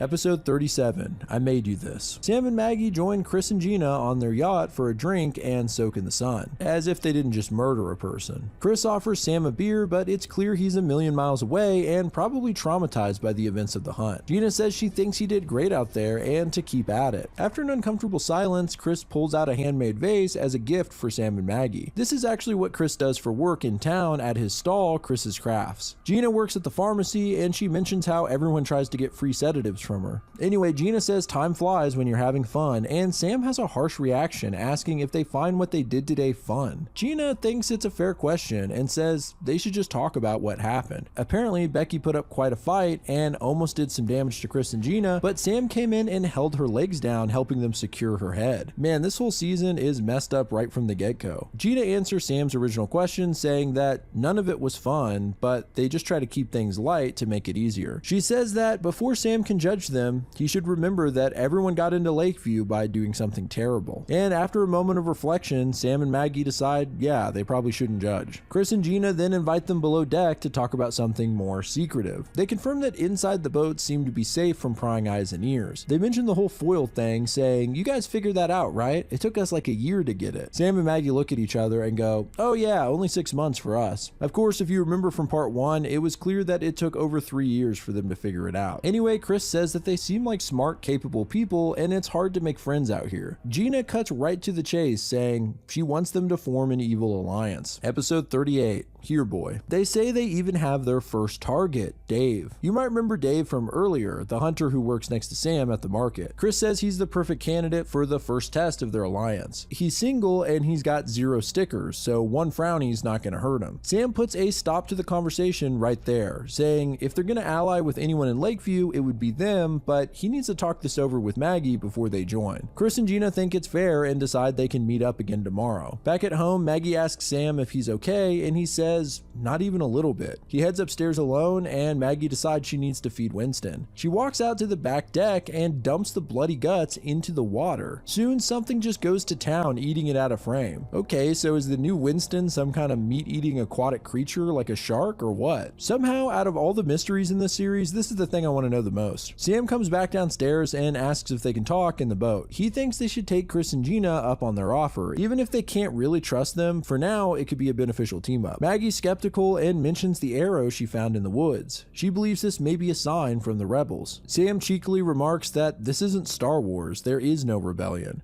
But Maggie wonders what happens to all of the Reds out there. Maybe they banded together. Sam's pretty harsh and dismissive, saying, so what, they can get together in the woods and mope about their dead kids? Maggie reminds him that their friend Charlie is one of those people, but Sam doesn't care. He reminds her they still have a daughter worth fighting for. After a few moments, Maggie wonders if their daughter is still the same. What if they do all these awful things and make it to Hillside, only to find that she's not there, or that she isn't herself anymore? She says that the last time they saw her, their daughter called them. Maggie trails off and we don't get to find out what. Sam says all that matters is that she's alive and that they're alive, and he needs to know Maggie's with him on this. She agrees, at least until they can find a better way. But they're gonna need to keep their guards up because in the end, it's either them or Chris and Gina. The chapter ends with Sam and Maggie telling the couple that they're in. Episode 39, Friend of a Friend. Chris and Gina are stoked and think they should make up a secret handshake, but Sam and Maggie want to get straight to business. The couple tells them that the plan is to work together to slowly get 3 smileys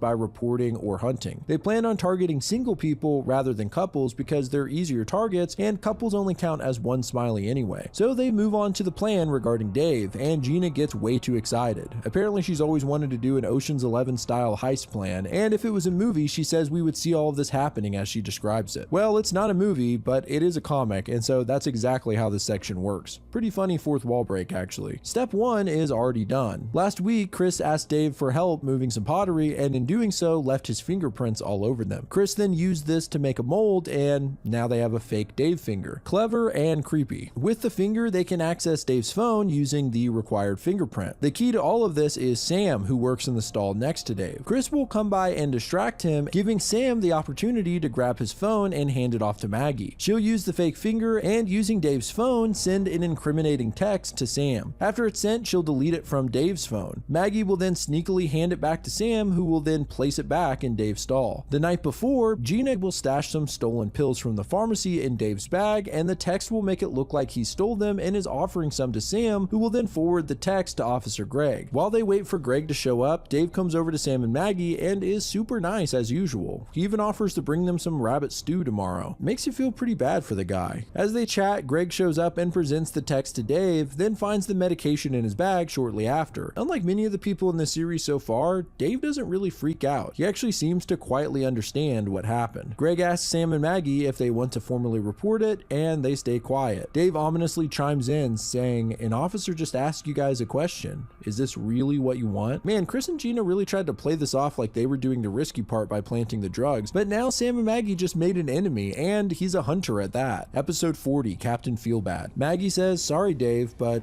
we don't like drug pushers in our town." Greg then gives Dave one demerit, telling him, "Don't steal prescription drugs and then sell them to your pals, you goof." There's something really funny and really disturbing about how lighthearted the characters can be at times, but then again, that's the whole vibe of this comic. Anyway, Greg gives Sam and Maggie their smileys, and the plan went off without a hitch. Dave says, "I just want you to know, no hard feelings. I still consider you two of my closest friends." Something is really off about this, and he just turns around and leaves. Sam and Maggie both feel awful about what they did and try to convince themselves they had to do it. Chris and Gina show up and invite them over for another drink to celebrate and find their next target, but Sam says they can't tonight, and next we see him and Maggie in the yacht. They're both so guilty over what they did and talk about how Dave's going to be out for them now, so they need to keep an eye out. Sam laments the fact that they couldn't talk for 3 years, and now all they have to talk about is how messed up everything is. He decides there's no point and to just keep their eyes on the goal ahead, saving their daughter. Maggie tries to convince him to just slow down and talk to her. She says that Becky, Tom, Bob, and Linda, she sees them in her nightmares. She wonders if Sam is haunted as well. And from his perspective, we do see red silhouettes of Becky holding her head, Bob and Linda in flames, and Tom with his head bashed in. It's an eerie sight to say the least. He lies to himself and Maggie, saying he doesn't see anyone but their daughter, and decides to go for a walk. Out on the path, Sam runs into Glenn, who's chipper as always. He talks about how gorgeous this time of year is and how lucky he is to be in this town. Sam straight up asks, "What's wrong with you? You feel lucky to be here? What about your kids?" Glenn asks Sam to follow him. He wants to show him something. He says that him and Gladys used to be like Sam a while back. They were some of the first to arrive, and it was pretty rough, but they played the sick game. They still had that fire in them. Him and Gladys even hunted someone down once, but after a while they realized they had changed, and that any world that rewards that kind of behavior is not one they wanted to raise a family in. So they don't hunt and just keep to themselves. Sam asks why they just gave up and chose to die, but Glenn says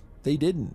In fact, they chose to live. He shows Sam his backyard, which is a beautiful garden with a large variety of flowers. Back behind them, down the road, Dave watches from afar. Episode 41, This Mysterious Stranger. Back at the house, Maggie takes a look in the fridge, and honestly, I'm not really sure what's significant here other than the box that says carrots is empty. Maybe there's something important here and it'll make sense later, but anyway, after eyeing the contents of the fridge, Maggie decides to go for a walk through the woods. After a while, she finds what she was looking for, the arrow etched into the tree. She follows its direction, and sure enough, it leads to another arrow. She repeats this process until she realizes that she's actually been led in a big circle. Then someone appears behind her saying the words, "Are you cooking a turkey?" Yep, it's Judy, the woman from part 1 who gave Maggie the foil. She's no longer wearing her yellow coat, but instead a Capsule Corp shirt. If you're a fan of Dragon Ball, you probably recognize this as a direct reference to the show, and more specifically, a shirt that Trunks commonly wears. Anyway, Judy asks Maggie what she's doing here, and it's clear that she doesn't really know herself, or rather, she doesn't want to admit it. Judy tells her it's okay to speak freely here. They're in a natural dead zone in this part of the woods. She just wants to be friends and asks her again what she's looking for. Maggie says that the arrows make no sense. They just lead in a circle. She believes the arrows are a trick made by Judy to lead people into the dead zone and then deal with them. So she asks Judy,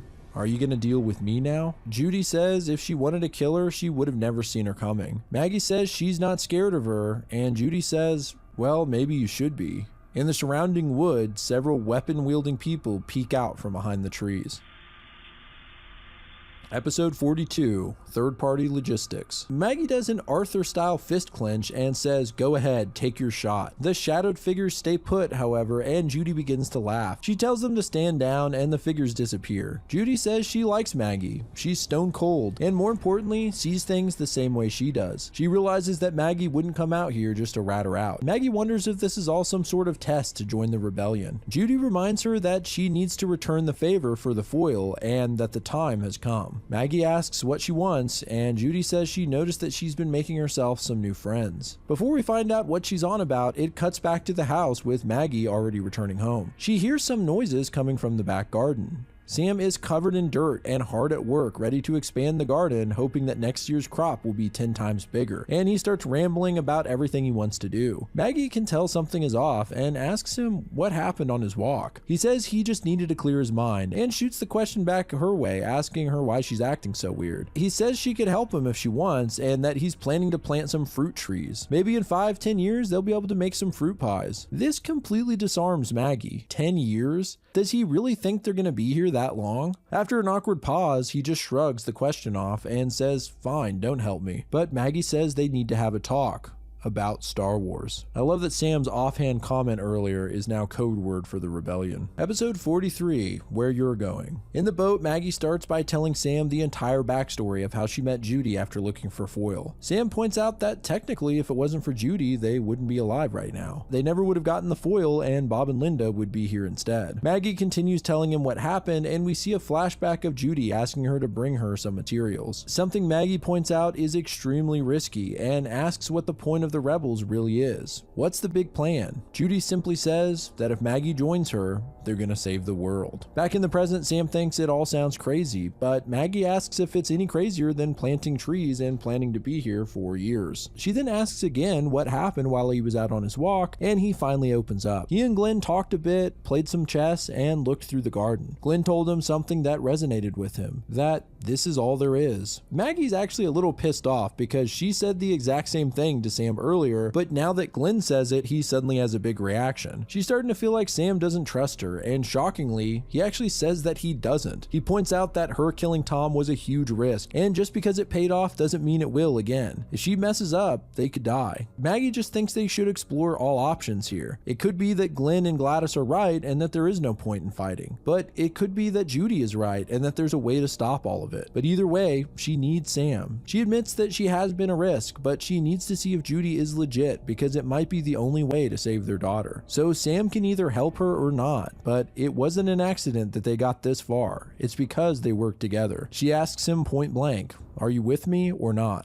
Episode 44, Extend the Neck. Maggie and Gina are doing a yoga class out on the docks and gossiping about how one of the residents, named Robert, just up and left his wife in the middle of the night. Gina jokes that maybe he joined the rebels, and Maggie laughs it off as a ridiculous idea. Then, when Gina's not looking, she reaches for her bag. Later in the house, Sam and Maggie go over their secret plans. Maggie suggests they go to the boat to discuss them, but Sam says it's fine, they can talk about it here. The plan is for Sam to go over to Dave's house and steal one of his hunting traps from the garage. Then once he has it, he takes it over to Chris's stall at the market. In the morning, Chris will step on it and be out of action for a while. They'll tell Officer Greg that Chris was sneaking around Dave's stall before. They get a smile for reporting, Dave gets a frowny, and Chris loses a foot thinking it was Dave. They discuss this plan while standing right next to the vase that Chris gave them, and it seems like they're intentionally speaking into it. Well, guess what? The thing was rigged with a microphone. Gina is listening in and tells Chris what she just heard. Sam and Maggie nod at each other, confirming that they knew the device was inside and had this dialogue here intentionally. Maggie sneaks out back and into town while Sam leaves the front door down the main path. Sure enough, Chris and Gina aren't far behind. In town, Maggie approaches Gina's pharmacy and enters using the key card she snatched earlier. Meanwhile, Chris and Gina tail Sam all the way to Dave's house, ready to take photos for Officer Greg. Only Sam doesn't break into Dave's garage. In fact, he just keeps walking past his house. They wonder why he's not following through with his plan when Gina starts to piece together what what may be happening and heads out, saying she needs to check on something. At the pharmacy, Maggie is filling a bag with multiple health items, which must be what Judy requested. Outside, she hears Gina coming in the door and hides behind the counter. However, Gina cuts through the bullshit and straight up calls Maggie out, knowing she's inside. Episode 45, Catch and Release. Maggie stands up and the two coldly greet each other. Surprisingly, Gina plays it off as if Dave broke in and that Maggie was only trying to stop him. She then continues this act, thanking her for being such a good friend. Maggie plays along, saying she doesn't think he's hiding back behind the counter. Gina opens a drawer and says, "Oh no, it looks like he did get some things," and starts putting supplies on the counter. She asks Maggie if he got away with anything else, and she continues playing along, suggesting he took some heavy painkillers as well. Gina says she'll report it, but since there's no hard evidence, Greg probably won't do anything. But she's glad she has such a good friend like Maggie and that they can help each other out. So I was a little confused about this segment when I first read it, but what I think's happening is that Gina thinks that Maggie was trying to get the meds for herself and tries to reaffirm the alliance by letting her get away with it and blaming Dave. It's odd to me that Gina wouldn't use this opportunity to just report Sam and Maggie for this, but she might have bigger plans, or maybe she really is that friendly. The next day, Sam and Maggie venture out into the woods and discuss the situation with Chris and Gina, unsure what kind of wrench the whole thing is going to put in their alliance. They walk into the dead zone and imply that they can actually feel it. They've also mentioned feeling like the boat was safe and that the Faraday cage worked in part 1, so it seems like however their cat heads are wired, they can literally feel the loss of surveillance. Spooky. Sam and Maggie then talk about Judy, wondering if she's crazy. Little do they know, she's standing right beside them. After the awkward realization that Judy heard them, Maggie apologizes, and Judy laughs it off, saying that we're all a little crazy. Maggie hands off the bag of meds, and Judy mentions that she had a man on the inside, but circumstances changed. Maybe she's talking about the guy who skipped town, Robert. She then immediately asks for more supplies, specifically camping gear, but Sam cuts her off, saying they put their necks on the line for her, so before they do anything else, she needs to answer some questions. Judy actually apologizes and says, go ahead. Sam is obviously surprised she's so willing and asks her the most obvious question, which is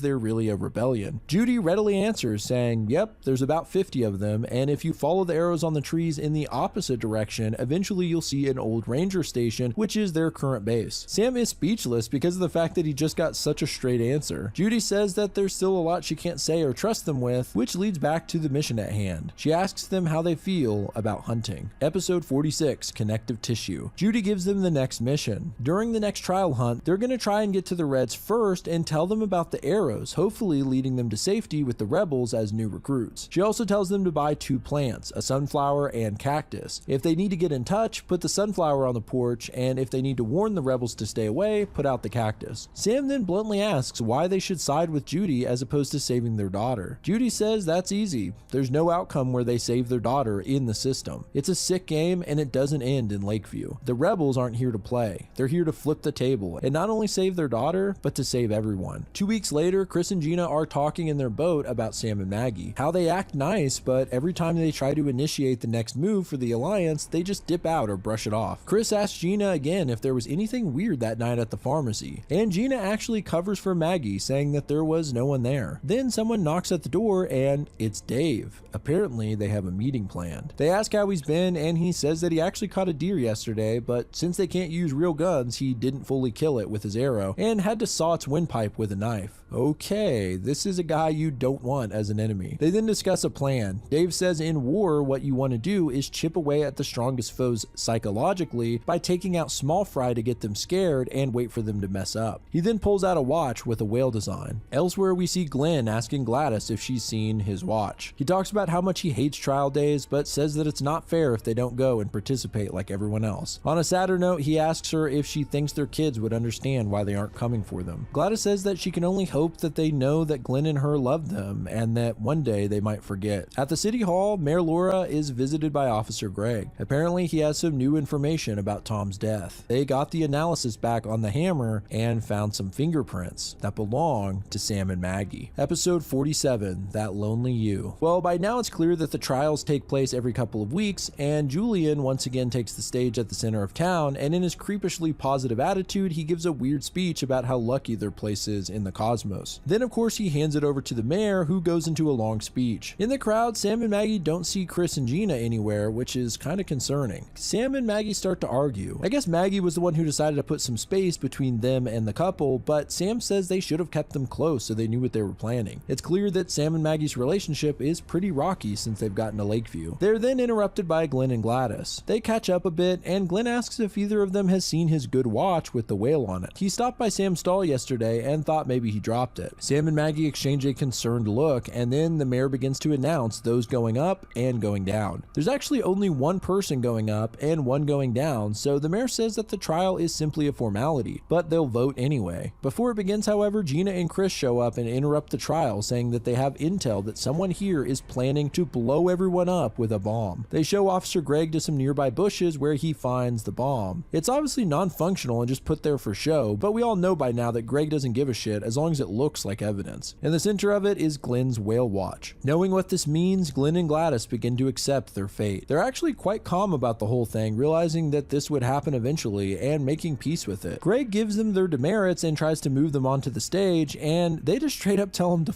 off, which made me laugh. As Mayor Laura starts the vote, Glenn and Gladys happily chat with each other, reminiscing on how they met and letting the rest of the world fade away. They tell each other how happy they are, that they got to spend their lives together. It's kind of sweet. Episode 48, Human Dispatch. Glenn and Gladys head into the woods holding hands for their 20-minute head start. It seems Chris and Gina are planning to chase the old couple to a specific location set up by Dave. They point out how creepy Dave looks staring at them from the edge of the forest, and they give him a cool guy nod to confirm the plan. Sam and Maggie witness this, immediately identifying the cool guy nods, and talk about the plan to try and lead Glenn and Gladys to the rebel base. In the distance, the mayor is watching them ominously. The hunt begins, and Sam and Maggie rush in to find Glenn and Gladys before anyone else. Maggie runs ahead and freezes, telling Sam to turn back. But when he catches up, he sees a horrifying sight. Dave standing above a deep pit, and at the bottom, Glenn and Gladys being completely wrapped up and bleeding in barbed wire. Glenn says he can't feel his legs and wants to know where his wife is, not realizing that she's right next to him and that she's already dead. Dave says that she's the lucky one for dying. He says he's not a monster, and normally when he catches a critter, he puts it out of its misery quickly, but he wanted Sam and Maggie to see what was waiting for them, except 10 times worse. He pulls on the barbed wire, clearly putting Glenn in severe pain. Sam tells him to stop, and Dave says if anyone's gonna put Glenn out of his misery, it's Sam.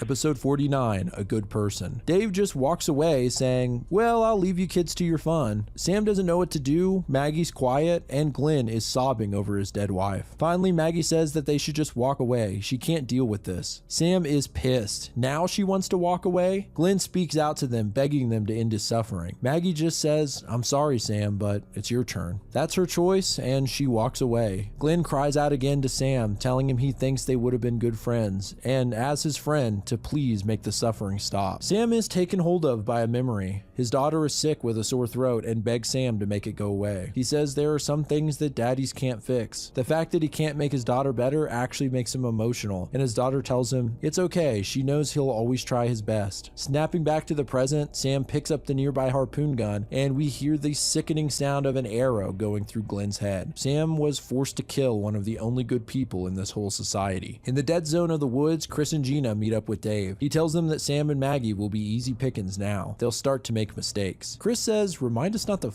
with Dave. He tells them to go ahead and get Glenn and Gladys's heads because he doesn't think Sam will have the stomach to cash them in. He also says that he knows Chris and Gina helped Sam and Maggie set him up for stealing the meds. Gina admits it's true, and Dave says now that they have honesty, they can build trust. He'll forgive them as long as they promise that when Sam and Maggie get redded, he gets to take his time with them. Dude, Dave is a bigger psycho than I could have guessed. Episode 50. Did I do that? Sam meets Maggie at the edge of the woods, but storms off without her. Mayor Laura finds her and asks her to come to her office. Maggie asks what this is all about, and Laura says no need to be tense about it. It's not like she's going to bring the hammer down on her. Interesting choice of words there. They make it back to the mayor's office, and there's an interesting detail in the background. A giant version of the painting Judith beheading Holofernes on the wall. Only the characters have cute cat heads. This painting is actually based on a biblical story where Judith gains the trust of an invading general, Holofernes, only to get him drunk and cut his head off with his own sword. Could be interesting foreshadowing, but maybe I'm reading too much into it. Laura says that there have been a few issues that have come to her attention. Firstly, what is Maggie doing out in the woods so often? Maggie plays dumb, but Laura further points out that she seems to specifically be entering into the dead zone. Maggie continues to lie, saying that if she went into the dead zone, she must not have noticed. Laura says, well, here's another one for you. Remember when my husband was savagely beaten to death by a hammer? Well, it turns out that Maggie and her husband's fingerprints were on the hammer. Maggie tries to lie, saying that it was actually their hammer and that Bob and Linda borrowed it right before Tom's death. Laura is clearly not buying it and asks her one more question. Will Maggie join her in the basement? And the bear rug on the floor opens up to a secret staircase. Meanwhile, Sam is standing in Glenn's garden with a can of gas. A red and white apparition of Glenn covered in barbed wire tells Sam not to do this. They chose to live. He relives the moment he had to kill Glenn in his head as he pours gas around the garden. He hears the voice of Maggie from before saying, "What do we do? Follow the rules? Play the sick game? And then we get her back? You really believe that?" Sam throws a lighter onto the gas and torches the whole garden, saying, "I have to," then walking away as the whole place burns. Episode 51, Like Heck. Laura tells Maggie she won't bite and once again asks her to enter the basement. Otherwise, she'll have Greg come and talk to her about the hammer. So Maggie agrees and they head down. Instead of some horrific torture dungeon, it's actually an old bomb shelter that's in great condition despite the out-of-fashion 70s style. Laura reaches into a hidden container inside the globe and says she has a really important question to ask Maggie.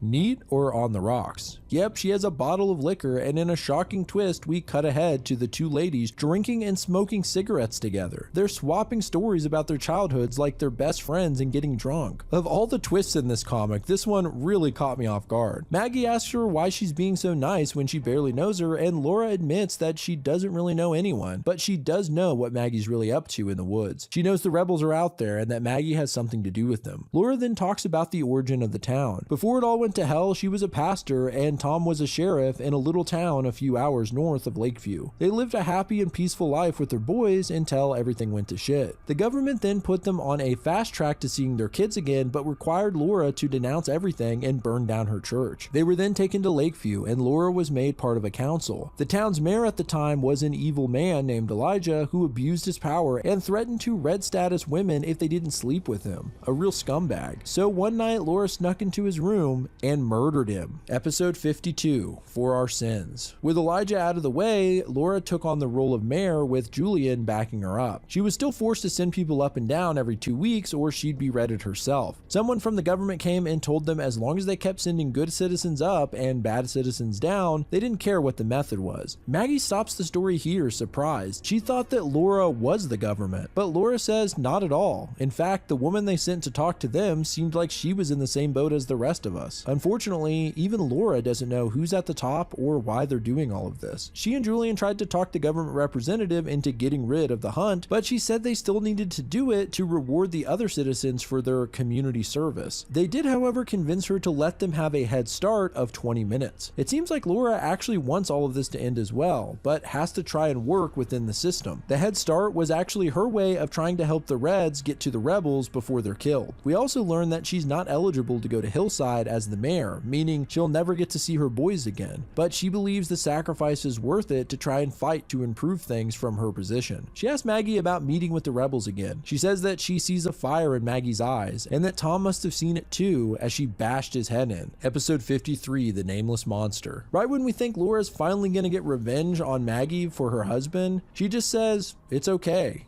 She knows what type of person Tom had become and that he wasn't always like that. Maggie sympathizes with her, saying, this world takes good people and turns them into monsters. Then the two women hug. Later, Maggie comes home comedically drunk and acting silly. With no tact, she bursts out that she's sorry about Glenn and Gladys and drunkenly asks Sam if he forgives her. He's clearly not happy, but says he forgives her anyway. She collapses on the couch and says she has a lot to tell him after a quick nap. The next day, Sam is gung-ho about selling his vegetables, playing up their puny size as a good thing, which actually helps boost his sales. He uses the extra cash to buy some camping gear from Dave, who he's acting surprisingly friendly toward. Chris watches from his stall and relays the strange occurrence to Gina, including that Sam then went on to buy a bunch of art supplies from him. They decide it might be supplies for the rebels, although it doesn't really explain the art stuff. Gina wonders if it is for the rebels, what their move should be. Chris thinks it would be a good opportunity to report Sam and Maggie and get another smiley, plus any extreme rebel activity apparently gets you full demerits and a certainty to be downvoted. It's clear Gina is thinking differently about it. If there are rebels out there, it means there could be another way. Chris says he's made his position clear on this, and that if it wasn't for Chris and him, although it's unclear who this him is, Gina wouldn't be here. And if she's not with him, she's a liability. Okay, clearly there's something weird we don't know about Chris and Gina. Episode 54, Sunflower Boy. Maggie wakes up with a deadly hangover and finds Sam up early painting. A little unusual since he's never done this before. Maggie apologizes if she said some insensitive stuff about Glenn and Gladys last night, and Sam says, "Don't worry about it. You were just apologizing for leaving me to shoot Glenn in the head." Wow, pretty blunt. Maggie takes a beat and then says she's sorry. Sam says, "No, you're not. Plus, you shouldn't apologize. It was my turn." He then asks if they can talk in the boat for a moment. Man, the tension between these two is making me really nervous. Once in the boat, Sam says he wants to help the rebels. They couldn't get to Glenn and Gladys in time to tell them about the arrows, so they need to find another way to gain Judy's trust. Sam talks about how he sold all of his veggies and bought a bunch of camping supplies to give them. Tomorrow, they'll put the sunflower out and follow the arrows to the ranger station to give them the supplies. Seems like he has it all figured out and that maybe him and Maggie are on the same page for once. Maggie then tells him all about what she learned from Laura. In the end, Laura said she won't help them, but she wishes them luck in finding the rebels. It seems like they can trust her, at least for now. In the morning, the couple head out and see about saving the world. They set out the sunflower and head into the woods with their gear. As you might expect, Chris and Gina follow them from a distance. Episode 55, Carry the Fire. Sam and Maggie follow the arrows backwards and sure enough find an old ranger station. Judy comes out to greet them and gives her condolences for Glenn and Gladys. I guess she witnessed the whole thing from a distance. She says they can try again next time and figures that's why they came, but is delighted when she spots the camping gear. Sam asks if they can come in now and Judy says she still doesn't trust them enough. He tells her this is a two-way street and it's another 2 weeks till trial. So he offers her a deal. They'll do one more supply run and get whatever the rebels need, but then Judy has to let them in and meet the other rebels. Surprisingly, Judy goes along with it and says it's a deal. Soon it's going to get colder as winter comes in and they'll need to bundle up, so she asks them to get socks, gloves, blankets, and coats. Sam says they can do it and Judy reminds them to put the cactus out if there's any trouble. If their neighbors find out what's going on, it would be the end of all of them. Of course, as she says this, we get a zoom out revealing Chris and Gina watching all of it from afar. They start to discuss whether they think Sam and Maggie are really rebels and if they should call Greg right now, but they have to dive into the bushes when they see Sam and Maggie are coming back. That night, Sam and Maggie get a pile of warm clothes and blankets together. Maggie mentions that something's changed in Sam since Glenn died. There's a fire in him. She feels like for the first time in a while, they're really together again and tells him that she loves him. He says the same, but looks away like his heart isn't fully in it. Something fishy is definitely going on with Sam. Maggie heads off to bed and Sam says he has a few more things to get ready for tomorrow. He looks over to the kitchen table where he was doodling and we see that there's a painting hidden under some pages. What the hell is he up to? Episode 56, How Like a Mirror 2. Maggie wakes up the next morning and finds that Sam never went to sleep. He says he was just too nervous and wants today to go well. Things could be different from here on out. Well, that's ominous. As they leave the house, it almost seems like Sam is crying, but he plays it off. Sure enough, Chris and Gina are waiting to follow them again. This time we hear Chris call Officer Greg with a report. At the same time, it seems Sam is sending a message on his phone. They arrive at the ranger station, but no one comes out. Sam doesn't hesitate, however, and just walks in. Inside is completely empty and Maggie is a little worried. Why is no one here? Sam lets out a heavy sigh and tells Maggie she needs to stay calm and listen to what he's about to say. He tells her that before they left, he texted Julian if he could put their favorite sunflower plant inside to protect it from frost and asked him to replace it with the cactus. That way the rebels knew to leave, but it would give Sam a chance to put up some posters. Yep, Sam's sudden new hobby of painting was actually to make propaganda posters about joining the rebels. The posters say to speak to Chris and Gina, a ploy to make it look like they made the posters, especially since the art supplies were from Chris's stall. When Sam bought the camping supplies, he made sure that Chris could overhear him so they'd follow them up here. And hopefully they're doing the same today, only this time with Officer Greg, the perfect setup for framing Chris and Gina. Maggie is in shock. Sam lied to her. He says that he was actually curious about the rebels until he saw what happened to Glenn. And as he put an arrow through his head, he thought, what a pathetic father. What a useless husband. And he decided he wasn't going to let the same happen to him. His daughter is out there, and her dad is coming to save her. He asks Maggie, Are you with me or not? Episode 57, Rise. Maggie freaks out, screaming, "I trusted you." She really thought they were finally on the same page. She believes if there really is someone waiting for them in Hillside, it's not Sarah, their daughter. Their Sarah would have never left them like that and never said those terrible things. The only reason for them to still be here at all is to join the rebels and try to do what they can before they die. And now Sam's messed all of that up. Sam snaps back at her, asking her, is it really any different than killing Tom? Before Linda reported it, why was she even on Tom's radar in the first place? It seems like he's hinting at something until he finally outright says it. He thinks that Maggie was screwing Charlie. Now we understand the unspoken nugget of mistrust that Sam has had the entire time. He thought that Maggie and Charlie were having an affair. She tells him the truth, that this isn't the case. After all this time, why didn't Sam say anything? He says that Maggie is his sunrise, and he thought that if he just ignored it, the sun would keep rising. He says that she once had to make the call for both of them, and now he's doing the same thing. He's gonna get them to Hillside, and no matter what Maggie believes, they'll see their daughter there. Outside, Chris, Gina, and Greg approach the station. Sam suddenly walks outside and calls out to Greg, saying he was just about to call him to report an incident. He tells Greg that yesterday they followed Greg and Gina here and found some concerning materials inside. They enter the building and find plastered across all the walls and painted on the floor the words "Rise," a signal to join the rebellion. Episode 58, Fall. After a painfully long silence, Greg finally says, well, who wants to go first? Gina comes in real quick, saying obviously Sam is trying to frame them. She points out that there's no signal here and they can all be honest. This is all bullshit. Greg says that he actually agrees, but he's seeing a heck of a lot of evidence around. He assumes this can all be traced back to Chris's crafts, and this is confirmed by Sam. Greg turns back to Chris and Gina and says, so where's your evidence? They rage out on him. So what if they don't have evidence? The truth is obvious. After a moment, Greg says he really doesn't care about the truth. His job is to find evidence of rebellious acts and administer justice accordingly. That's why they keep him alive. In fact, this could be a big win for him, and he could get years out of it. He even outright says Sam did a heck of a job and how he must really hate these two. That is, unless Maggie has anything to add. She hesitates for a moment and then concurs with Sam, saying that Gina even asked her to join the rebels during yoga once. Gina immediately calls her a bitch, which made me laugh. Greg says there's really two choices for Chris and Gina.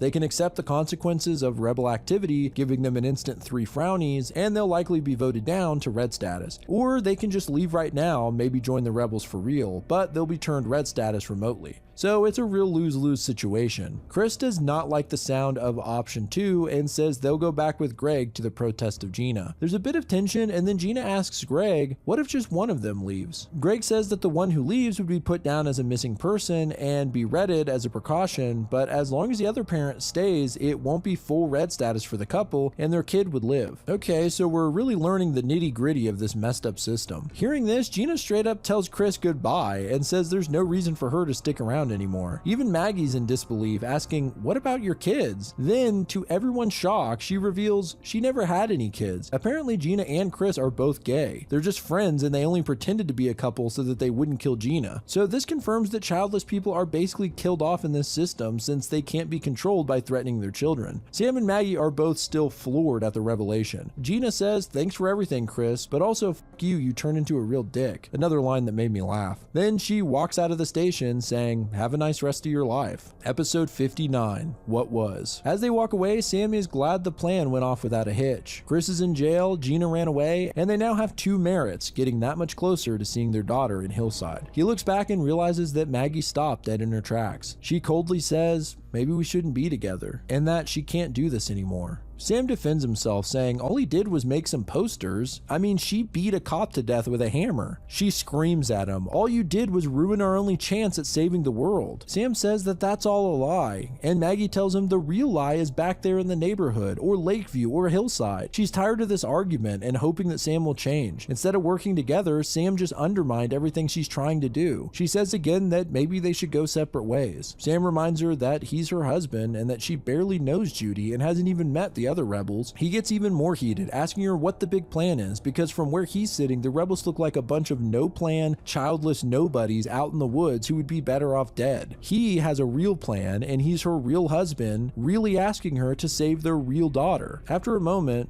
she says, you're wrong, Sam. None of it's real. Not even him. The real Sam died that day. We get a flashback of only their daughter's voice saying, "Don't come looking for me. Mom, Dad, I love you, and the time we spent together meant so much. I feel lucky that I was your daughter." That's all we get, and man, they're really teasing us here because I want to know what the hell happened. In the present, Maggie says, "She chose them, Sam. That's what's real." Maggie says that she won't get in the way of his plans, but she's done being a part of them. Sam tells her that she needs to calm down and think about this before she says something she regrets, and he walks away, leaving Maggie to cry alone in the woods. Judy then pops up out of nowhere calling Sam an asshole. Maggie tries to apologize to her about compromising the base, and Judy says that she understands. It was Sam, not her. She then makes it really clear that Maggie has a choice to make, Sam or the rebels. Now that Sam is a liability, they won't accept him. After some deliberation, Maggie finally says that she'll join her, but Judy can tell that she's still unsure. She does trust Maggie, however, and tells her that she'll finally show her the rebel base.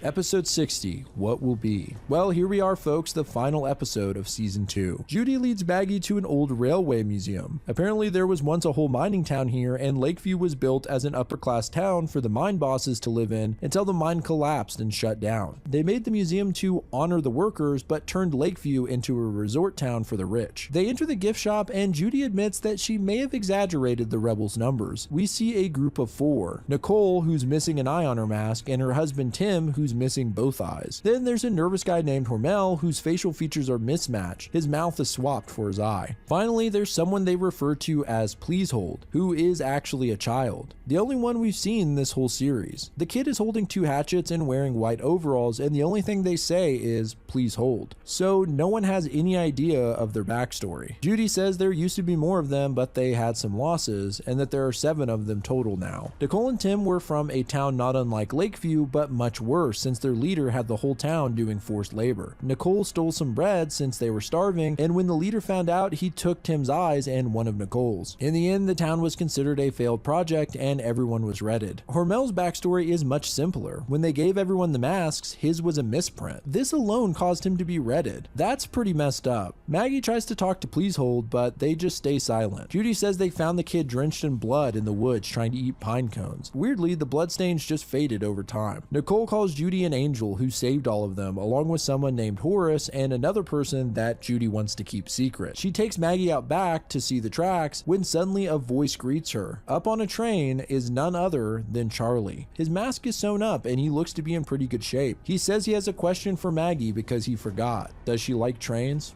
And that, my friends, is the end of Season 2 of Everything is Fine. There is so much development in this season, it makes the first part of Sam and Maggie living in the suburban neighborhood just feel a million miles away. It's pretty sad seeing Sam and Maggie fall apart. That scene in the forest felt like the disbanding of the Fellowship of the Ring or something. It was also interesting to see how Lakeview took things to the next level. Not only do you report your neighbors, you hunt them down. Ultimately, what I continue to love about this series is the constant paranoia. Sam and Maggie don't know who to trust, including each other. And as a reader, it's not cut and dry who we should be rooting for because everyone has blood on their hands. Overall, we got a lot of answers this time around, but also got a lot more questions. I would normally do a theory section here and try to guess what's going on, but many of these questions will be answered in the next season. I do want to recommend, as you guys read through this series, to look at the comments on Webtoons because you get to see everyone's theories in the comments that were posted as the episodes came out. I found it to be a really fun part reading these for the first time when I didn't know what was going to happen next.